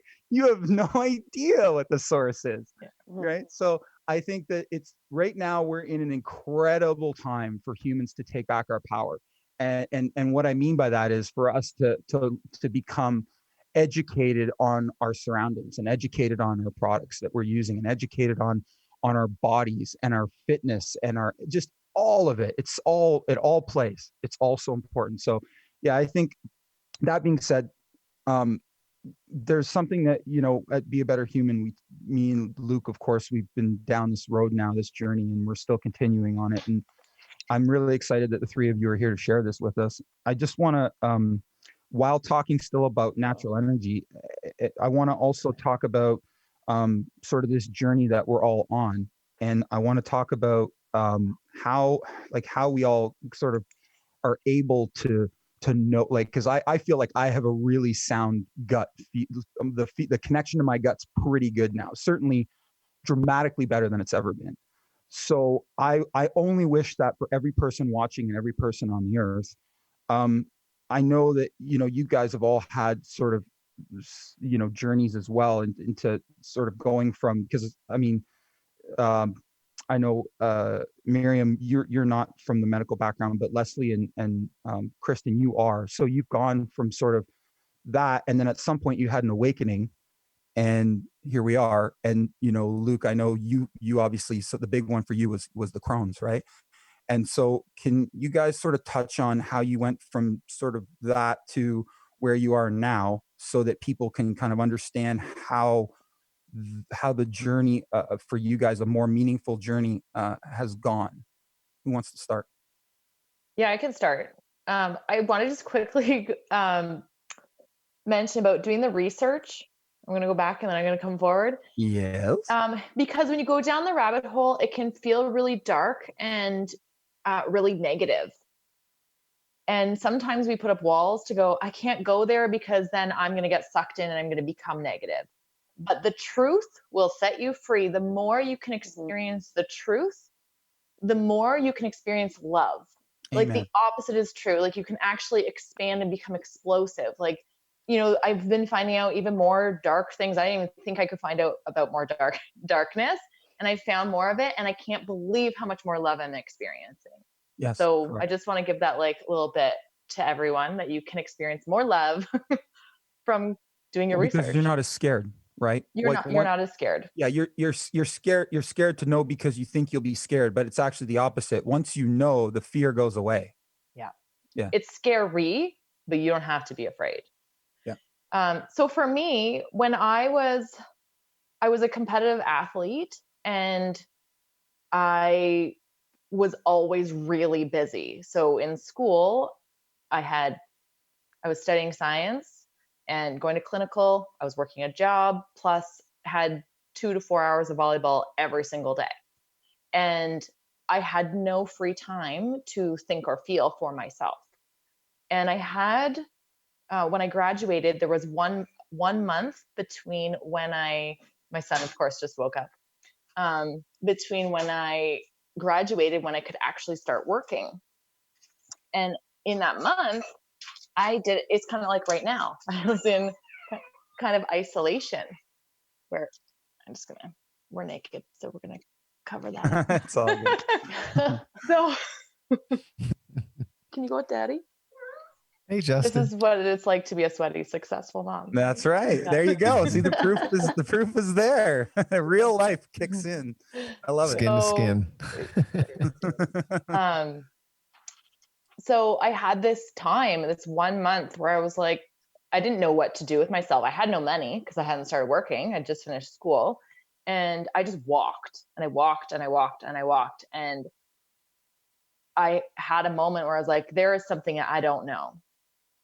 I don't even know what I don't know, but I don't know. And so once I got my job, I started working, and that feeling never left me, that I don't know what I don't know. And so I started to ask my coworkers, friends, if you could go back in time and give your 24-year-old self some advice, what advice would you give? And so many people said travel. I had no attraction to traveling. I had never traveled, had never really left Canada. But everyone was saying travel. And there was one thing I'd recently got into, which is yoga. You can take him out now. Goodbye, my love. Once again, real life takes over. Thanks for shutting the door. And the dad support kicks in. Yes. Yeah. I love my support system. I love you, Justin. But I had recently got into yoga, and the person that was teaching me gave me like the best words, and he just said, that's perfect. And I was doing yoga so wrong, like so terribly wrong, but he said that that's perfect. And for some reason that freed my mind. And I was like, I want more of this, some yoga. And people are saying travel. So I looked up like yoga vacations, and then I was like, you know what, I might as well just do like a yoga teacher's training, because it's a month long. I'll take this time off of work before I get really launched into my career. And then I was like, well, where's the cheapest place to go? India. So wow. I went online. There was a woman I had met randomly a couple years previous, and she was going to a yoga retreat, and I had written down in my journal like where she was going. So I Googled that, and they have an affiliate in India. So I just signed up to go there. And when I was there, the first 2 weeks I was there, I didn't like it.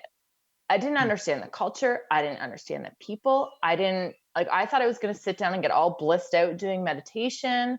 I did not get blissed out doing meditation. And so I did not like it. But that was my key to be like, I don't understand this. If all these people love yoga and all of these people love this place, why don't I? So there's something that I'm not awakened to. And so I stayed my month. I stayed another month and another month and another month until my visa expired and I had to come home. but it was like the door opened for me. I experienced my body, which I realized I did not like. I experienced my mind, which I realized I did not like.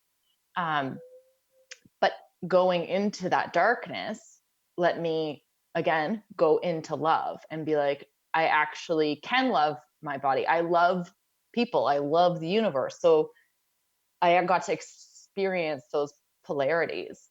And then I also was doing some like energy healing and learning more about that.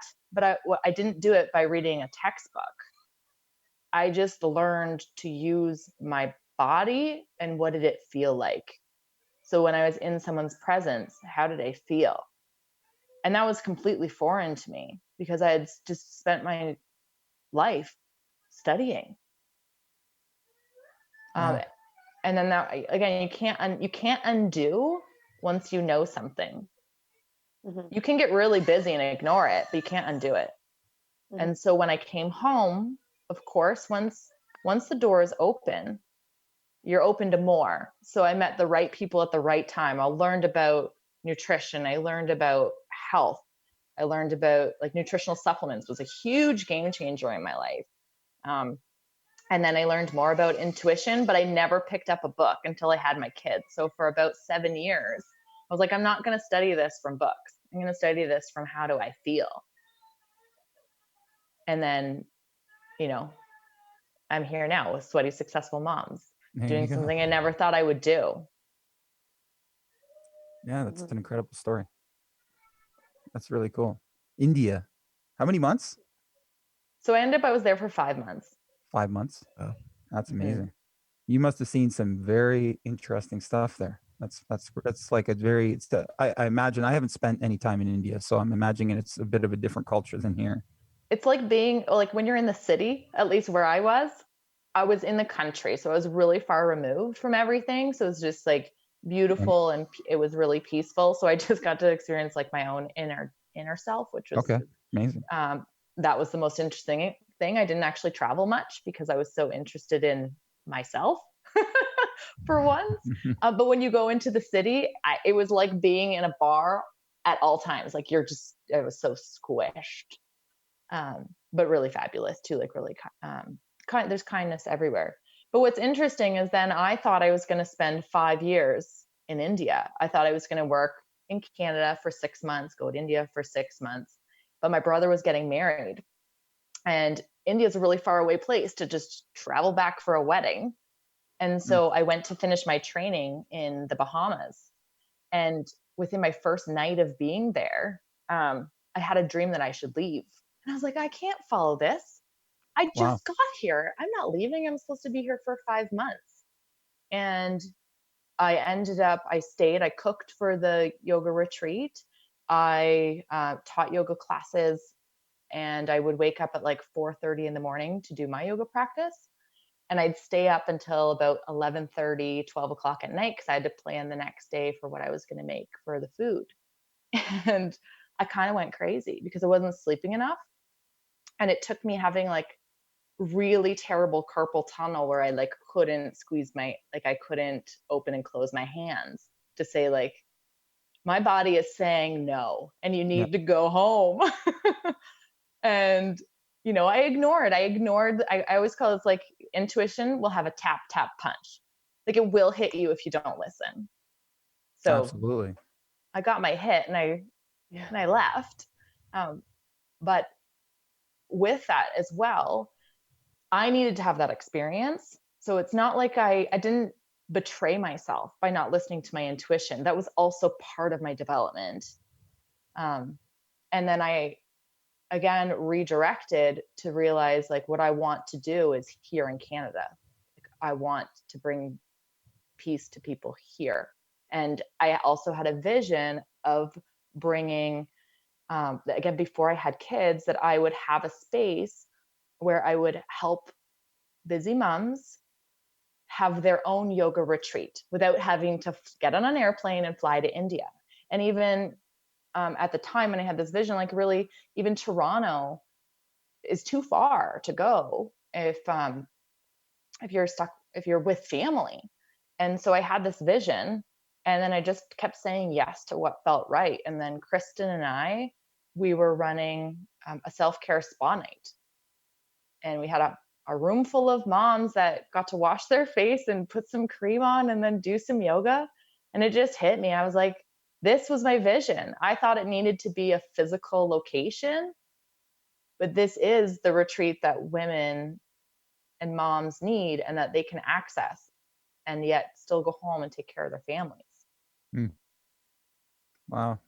So yeah, so through that wild process that you never thought you'd see yourself doing, now here you are, Yeah. positively affecting all kinds of amazing, people in amazing ways, right?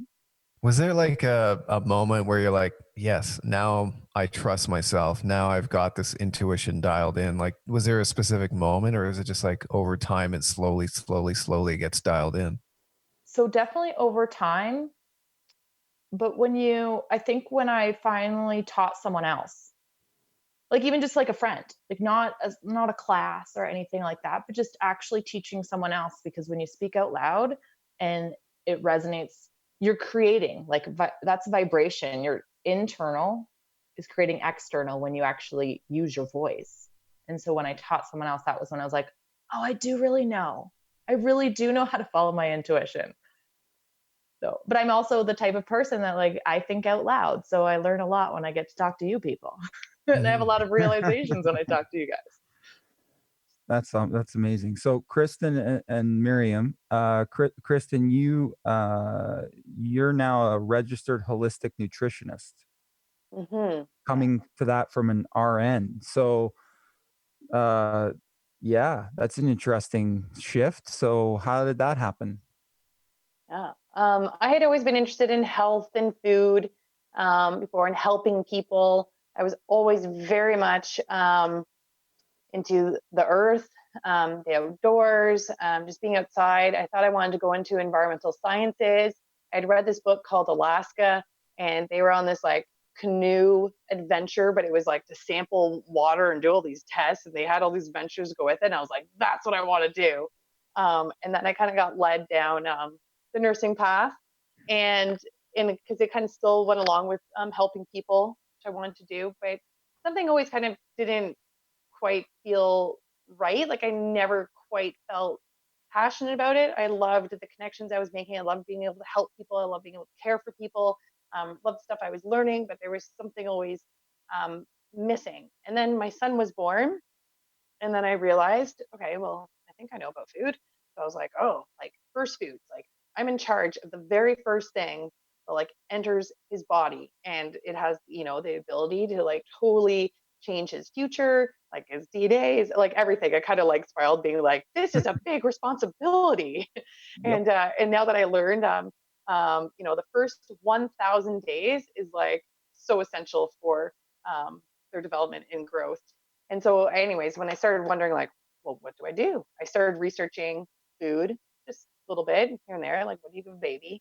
And then something triggered the next thing. And um, I didn't really nap train him. He fell asleep in my arms a lot. And so I went from watching movies to like, I don't know, maybe I should do something productive, like watch a documentary or learn something while I'm just sitting here while he's sleeping in my arms.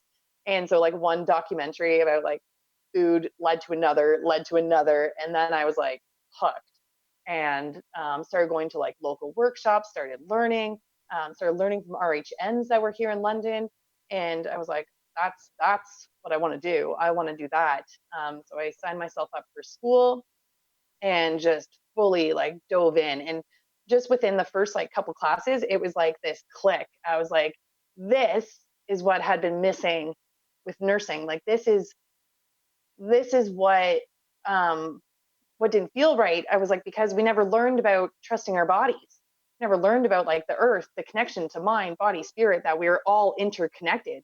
We only focused on like the symptoms and how to like fix that and fix like what was right in front of us, but never talked about like all these other things, like the energy we've been talking about and all these other factors. And I don't know, I think because I had always been connected to the earth, that's something, it just, yeah, this light bulb moment kind of just like brought it all home for me, is like how incredibly complex and amazing we are as humans, like spiritually, physically, like emotionally, just everything. And that's kind of what I'm trying. I know Leslie had was like, you should talk about this at some point too. It's just like trusting your bodies. And the more I got into like the health and the microbiome, it just, I don't know. I was so firm. Like I got my nursing career kind of, I got stuck in that system, and I was so set in those beliefs and so set in like, it has to be this way, like the medical system or nothing, even though I wasn't that passionate about it, it still gets ingrained into you, everything that you learn. And then I had one thing finally like switch for me. And it was another nurse that asked me a question. And I was like, oh, well, if she's questioning something, then maybe I should too. And and then I was like, that gave me the, like Leslie had talked about too, like open that door. Once that door is open, gives you a chance to kind of like actually look at something else, and being open to looking and being open to understanding and open to seeing another perspective. And once you start, it's like, whoa. Yeah, absolutely. You guys know, you get kind of trapped into that. And it just took me another direction. And now I just try to, I don't know, be mindful of like knowing how firm and set I was in my beliefs and what I learned, that you can change and you can see another side. Like you can change what you can, unlearn what you learn to learn something new. Yeah. Well, knowledge is power, right? So, I mean, Absolutely. it's interesting. I think, I've done an incredible amount of research in the last 2 months here, or a month and a half with Luke, on everything that's going on around us. And I've learned more about world history and Yep.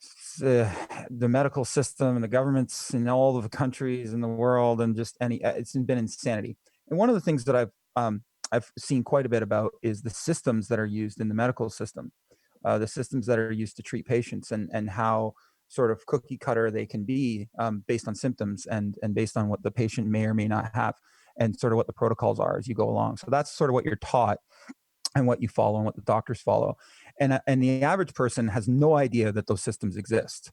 And they think that, well, the doctor's just doing what's best for me. Well, no, it's, over time they've put these systems together that if this is going on, then we should do this, and so on and so on and so on. And I think a lot of people out there should research what those systems are and how they function, because I think then they would better understand the side that you went to school for. I think a lot of moms out there have new moms. They've had the journey where they've sort of had that, oh my gosh, what do I feed my child? What do I give them? Should I give them any kind of supplements or whatever? And a lot of moms, especially my wife, she's like a superhero when it comes to researching um, this kind of stuff. I think it's also very important for those out there that don't understand the systems in the medical system, that you understand both sides. So it's as important as I think it is that you've gone to the other side. I think people that don't know a lot about how the medical system works, that maybe think they do because they go to a doctor, um, should learn how those systems function. Because I think if they did, there's quite a number of things that they could treat at home with some of the things that you've learned in your holistic nutrition side of things, right? And my question for you is, do you recommend, or would you recommend, now having done what you've done, would you recommend that more nurses and more people in the healthcare system should maybe not go to school fully and become um, an RHN, but should they do more research on the nutritional side of things? Would that be a benefit, do you feel? Absolutely. I mean, even like doctors, like I think they get like maybe 4 hours, maybe 8 hours if they're lucky, of nutritional training throughout their entire like medical like learning education. It's We had a crazy. dietitian in our class because she wanted to know both sides, and I love her. Like she just has this knowledge, from the like dietitian world, but now she has the holistic, and she's so powerful because now she has like the whole realm of knowledge on both sides to able to like fully help people. And that's why I love like functional medicine, because it's just it's about getting down to the root, like what is causing this, like what is the root, and like you said, things you can treat at home, like eczema. Eczema is like an inflammatory response, like an autoimmune, like something happening in your going back to the gut. Like same thing with like ear infections. Like there's so many things like why ear infections might be happening that do not need antibiotics. There's so many things that don't need antibiotics. And one of the things I just find fascinating is the microbiome. Like we are more bacteria than we are human cells by 100 times. Like if you put in perspective, like the amount of human cells that we have could fit into our big toe, and the rest of our body is all bacteria, viruses, fungi, like all this stuff. So like all these things, I don't know, this is going in something else, but like that I No, want it's amazing. No, think no, no, about, that I want people to think about when they're home, yeah, is absolutely. looking into Louis Pasteur's germ theory versus Antoine Béchamp's terrain theory, and knowing, like, okay, we are all bacteria and all this stuff, and it's good and amazing, and we have amazing bacteria in our body, and we shouldn't fear it. It's like, but how do we keep it healthy? How do we keep the terrain healthy? How do we keep our environment healthy? And that goes back to what you had said before. It's like, there's all these pesticides on foods, there's all these chemicals and products that we use, like the air we breathe, all these things. No one second guesses that stuff, but yet they get scared of all these like bacteria and things going around. But it's like, well, how about we keep our terrain and environment healthy first, Yeah, and absolutely. trust our bodies, and knowing that we are fully capable when given all the right tools, all the things we talked about in this class and or this tonight, like the rest and repair, the exercise, like the diet, the support, the protecting yourself from energy, the grounding, um, and listening to your body.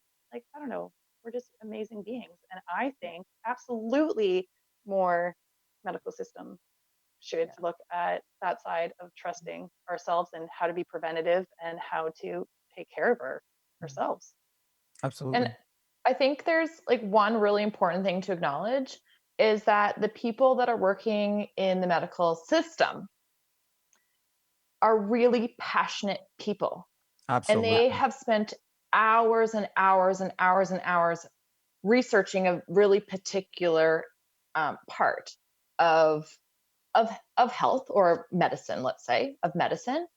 And these are good people.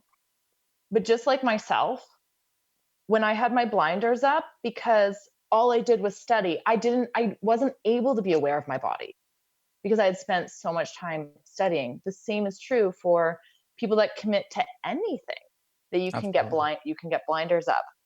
But with that is when we ask someone to be curious and to do their research and to change, we're ultimately asking people to change. What we're doing is people associate their power with knowledge. And so if you tell someone they're wrong, there's an immediate wall that will go up because they associate themselves with their power. Because I mean, we do have to have power, but our power isn't in our knowledge. So that is helpful. It is helpful. But knowledge is not the all being power. So I say this for all of us to be mindful of when because we're all making ripples and helping people to have that shift and that change. And we're all meeting people where we found, like, I know we've all met people where it's like the wall goes up. Yep. Oh yeah, definitely. I've seen a lot of them on Facebook recently that I didn't know the wall was that quiet up. Right. So like Kristen had this experience, I had this experience. Like when someone told me that you could heal cancer without radiation and chemotherapy, I cried because I felt they were so wrong, because my belief system was so strong and I was not open, because I had learned in school, like the only way to cure cancer is radiation and chemotherapy. And I was so upset that someone could believe the opposite. Obviously, that is not my viewpoint today. But I think if we can approach people with like honoring what they have done, then possibly they're going to be open. Mm-hmm. I get it. Yeah, of Absolutely. course. I mean, Makes sense. Leslie, you and I almost weren't going to be friends because of I wasn't where you were at in my learning and my openness. Yes, Kristen was going to break then, up with me as a friend. we weren't even going to start being friends yet. So it was like, and then look what happened. No, that's a wall if I've ever seen one. Yeah. So that's too, like, I like again, that's a sign for me. If my wall is so big or my world feels like it's crashing in, that is a sign that I do not know what I don't know, and I'm about ready to make a jump in consciousness, because the ego will hold on so tight to what you know, and it doesn't want you to be challenged. Amen. It's so true. It's so true. And my wife knows that.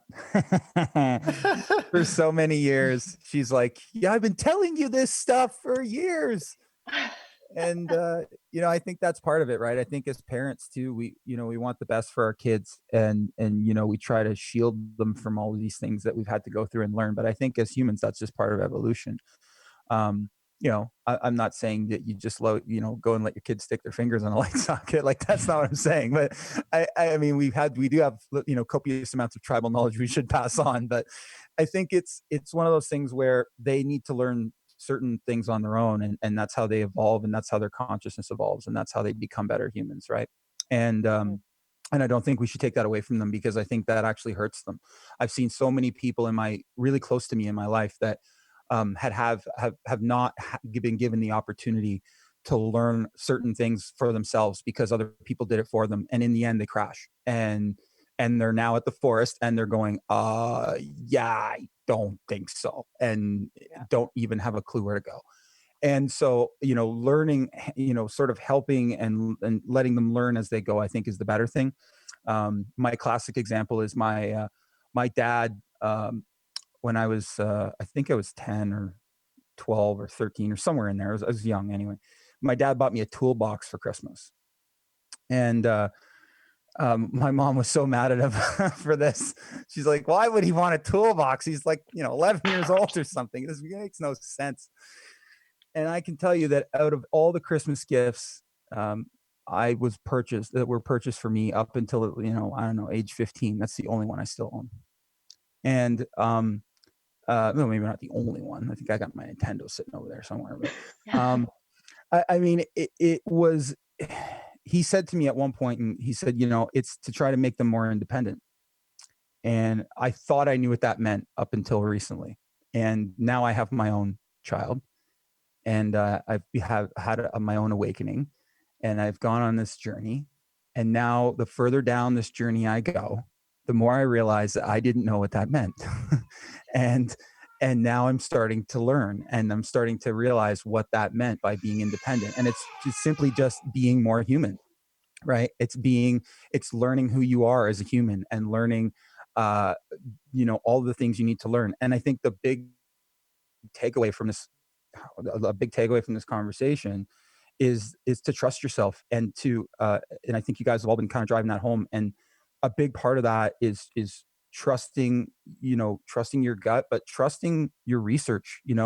If something's scary, research it and go with what feels right. And when you do, you're going to unlock incredible things that, yeah, you mentioned earlier that knowledge is not the ultimate form of power. No, it's, you have the power already. You're just giving it up. So, Mhm. taking it back is being able to realize that, like you said, you don't know what you think you know. And then once you start the journey of figuring out what that means, then you fall into your power, right? Then you take back that power that everybody else is trying to steal from you. Um, and again, it's just something simple like researching what's in your food, researching where your food comes from, right? Researching, don't just believe what you see on TV or read in these things on the internet that are not necessarily news. Um, they're just paid pieces that are written. I can't remember what they're called now. I'm blanking. We had a whole program on it last night. Narrative journalism. Narrative journalism. Research narrative journalism, and then make sure you check your source on anything you're reading online right now, and check to see if that is a form of narrative journalism. I had literally I was scrolling through Facebook today, and I had 3 different people that I've gone to school with or that I know that literally shared narrative journalism as fact. And I went, oh, anyway, go watch episode 6. I'll explain. I'll explain what narrative journalism is. But I think it's important for us to do our own research. I've been preaching that since me and Luke started this podcast. I think it's very important for people to do their own research because, like you said, you can't really answer what the first step is for this stuff. And it's because literally everybody's lifestyle and everybody's journey is completely different. But it all plays. It's my fundamental thing. It's that everybody's opinion is relevant, right? And everybody's journey is relevant, and everybody's completely different in that regard. So I think that everybody needs to, take this time to get it all figured out.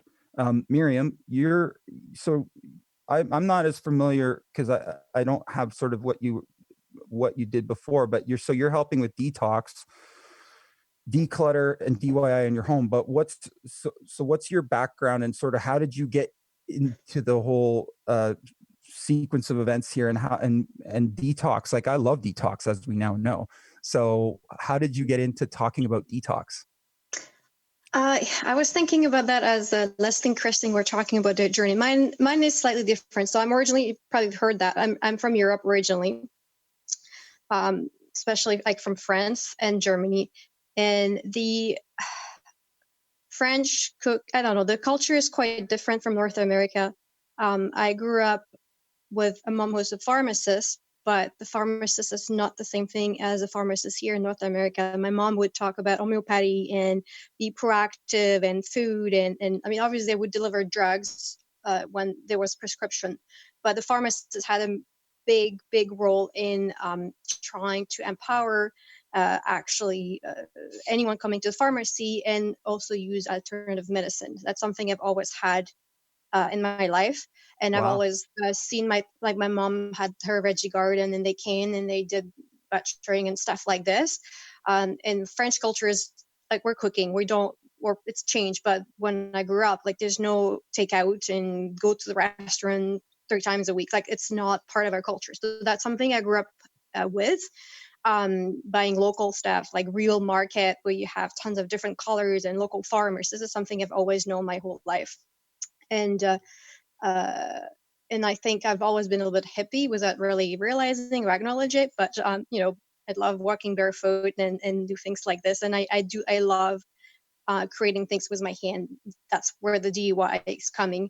And when I moved to Canada, forgot how many years ago now, a while, 14 years ago, I was quite shocked. I thought Canada was a green country. I had never been there. I moved for life without having been in the country before. And I had in my head that picture of Canada being a Greenland and being advanced and being protecting the environment and all those things.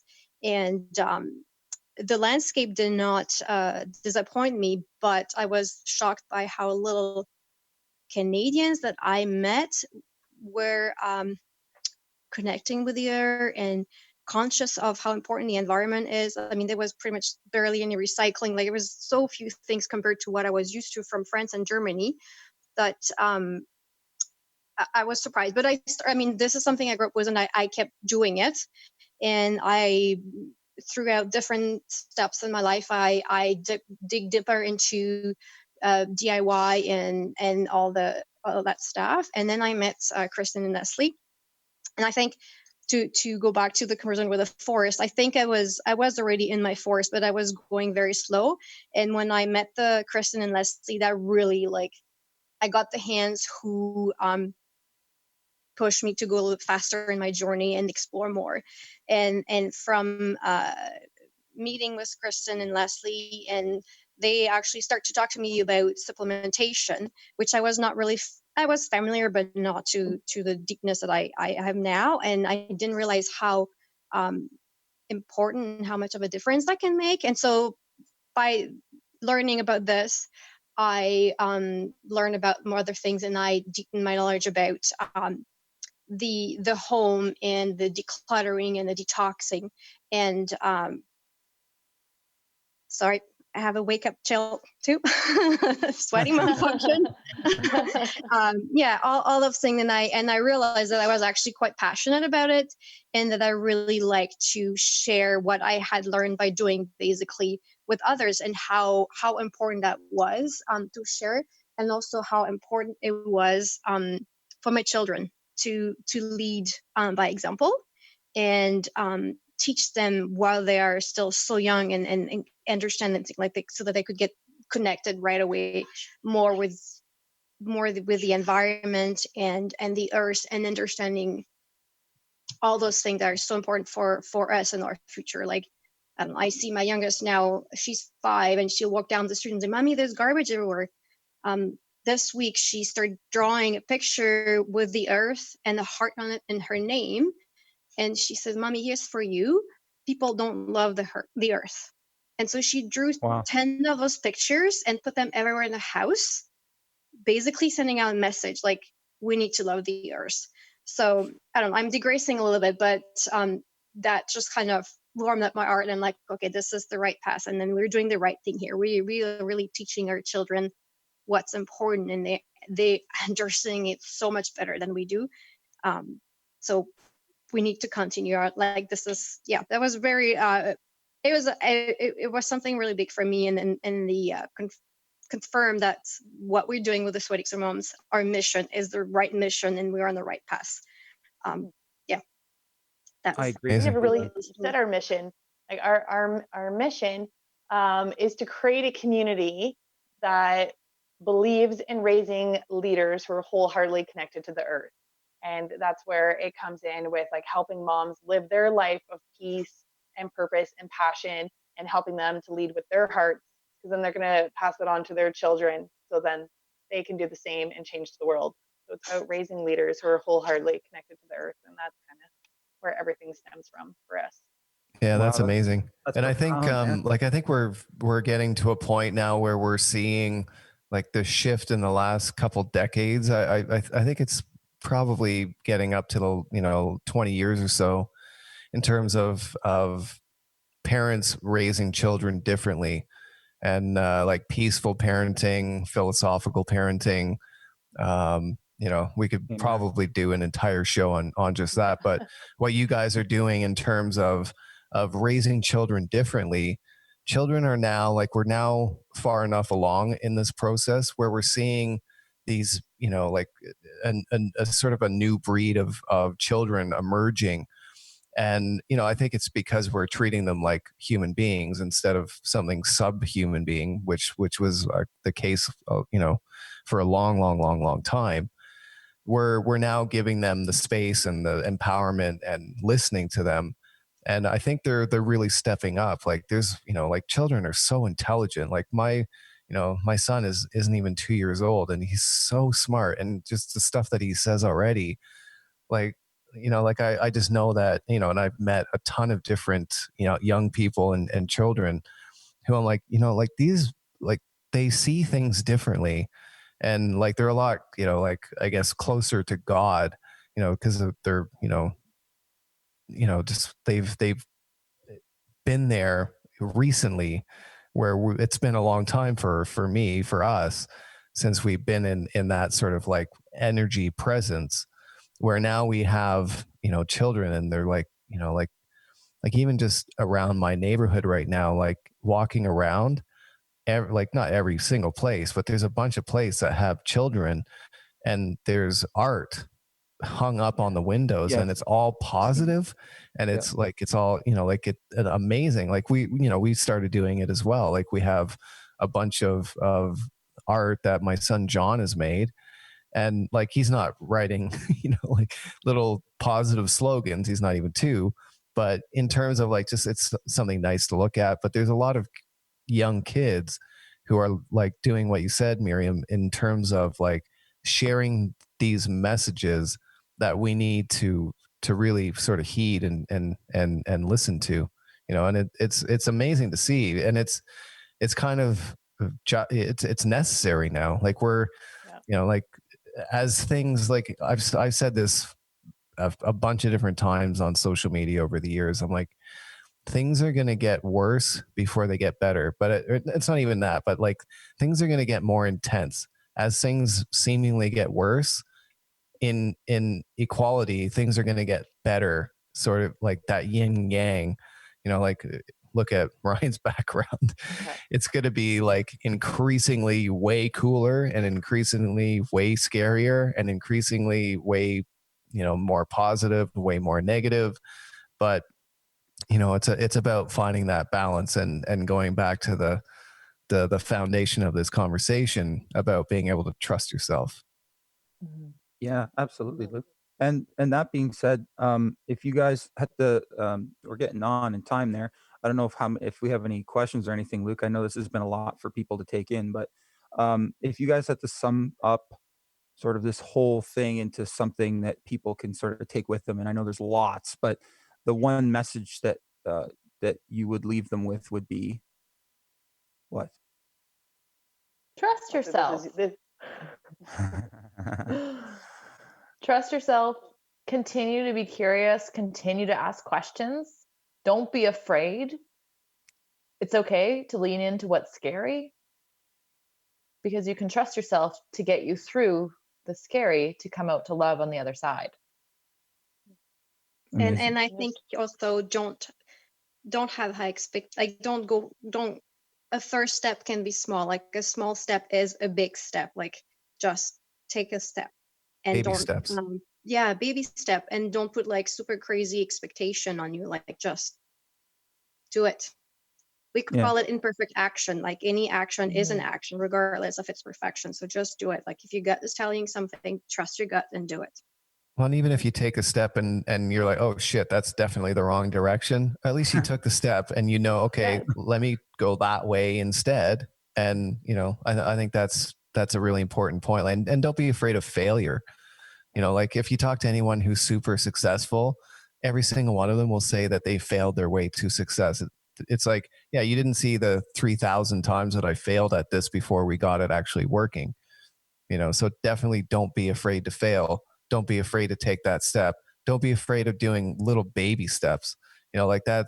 Every massive change that I've made in my life has been one tiny little baby step at a time. Mm-hmm.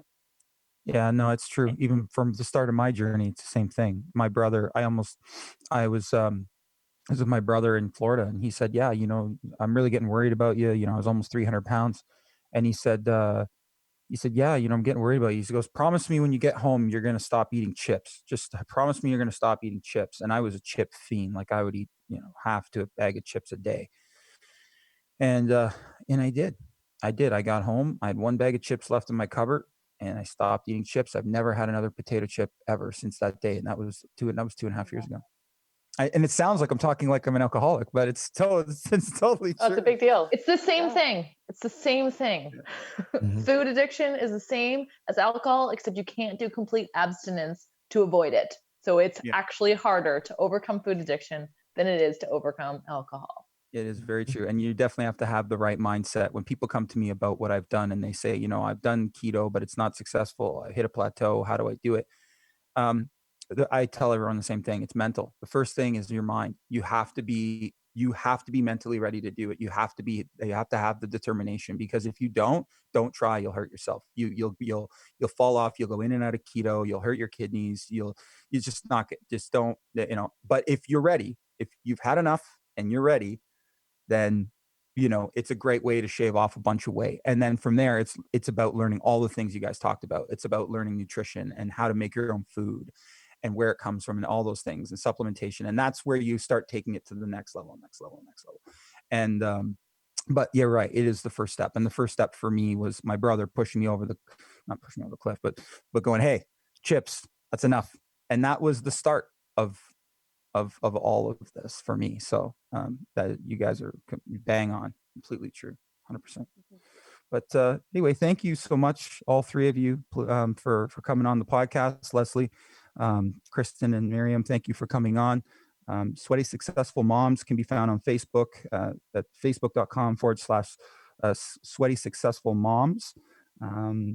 Please go to their page, like their stuff, follow their stuff, watch Kristen's cooking show on Wednesdays, and all the other amazing things that you guys are up to. What's the best way to reach you guys? Website, that kind of So stuff. right now, the best way to reach us is to actually just send us a message.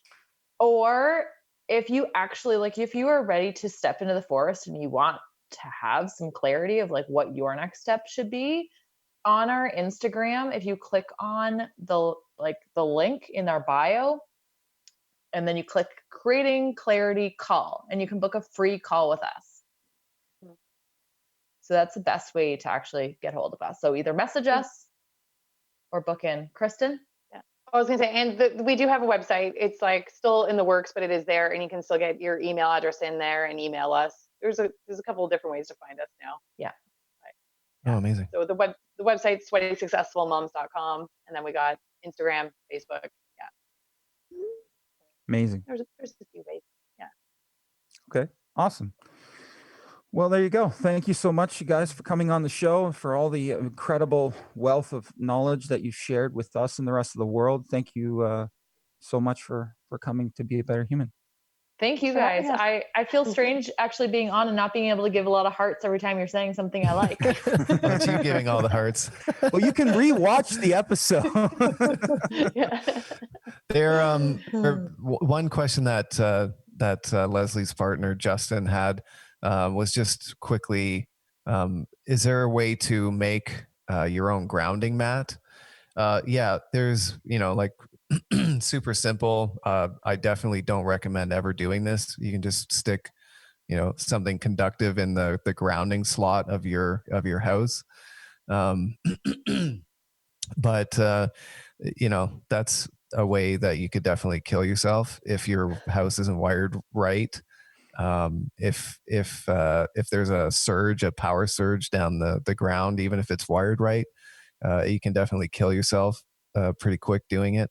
So I would say you don't, unless you're electrically inclined, unless you're an electrical engineer or someone or an electrician, I would just go and buy it.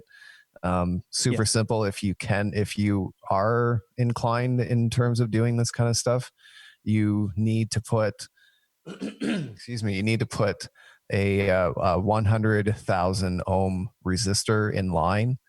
And that's basically going to just pop if there's a surge, and you're not going to be able to, you're not going to take the brunt of it. But anything conductive that you can stick into the ground slot will technically ground you. But there's, essentially the best thing to do is go take your shoes and your socks off and go stand on the bare earth. Concrete is also conductive. So like if you're in a high-rise building, I don't know if it's quite as effective, but if you have unpainted, it can't be painted. It has to be bare. But if you have access to some sort of concrete in the building, that'll help as well. So, they're not super, super cheap, but you can find grounding, like earthing mats, as they're called. But essentially it's just like a conductive material that you plug into either your outlet ground. You have to definitely check it and make sure it's properly grounded. You want the resistor in line, or you can drive if it's easy enough. If you have access to the yard outside, you can run a wire into your house. You basically you plant into the ground either a plate or a grounding rod. That's by far preferred, because you're not having all of the other dirty electromagnetic radiation traveling on your ground wire that way. Yep. But yeah, like it's one of those things where unless you know what you're doing, don't mess around with electricity. That's what we do for generators in the park, right? Like when we do big festivals in the park and we're bringing generators in, we have to bury a plate. Like how many feet under the ground? It's like 5 or 4. Yeah, it's like 5 or 6 feet. 5 to 6 feet under the ground. You got to dig a hole and put a plate down in the ground. Yeah. So yeah, it happens, people. It's real.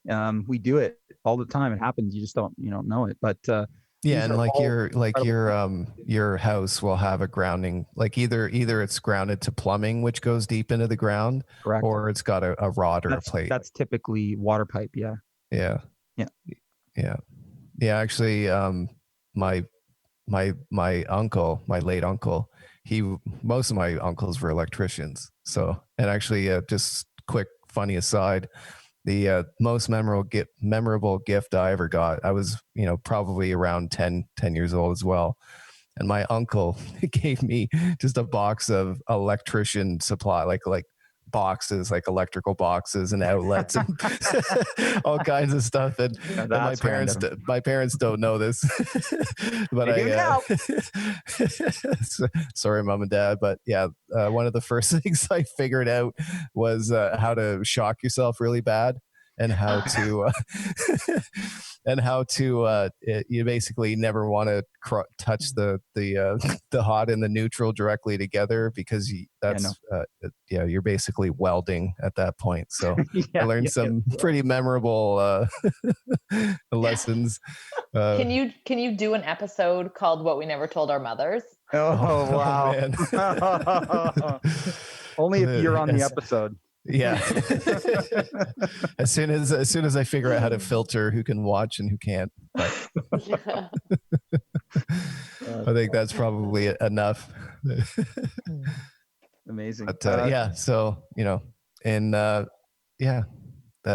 was a great episode. So we really appreciate all of you guys coming on, and I think this was a really fun conversation.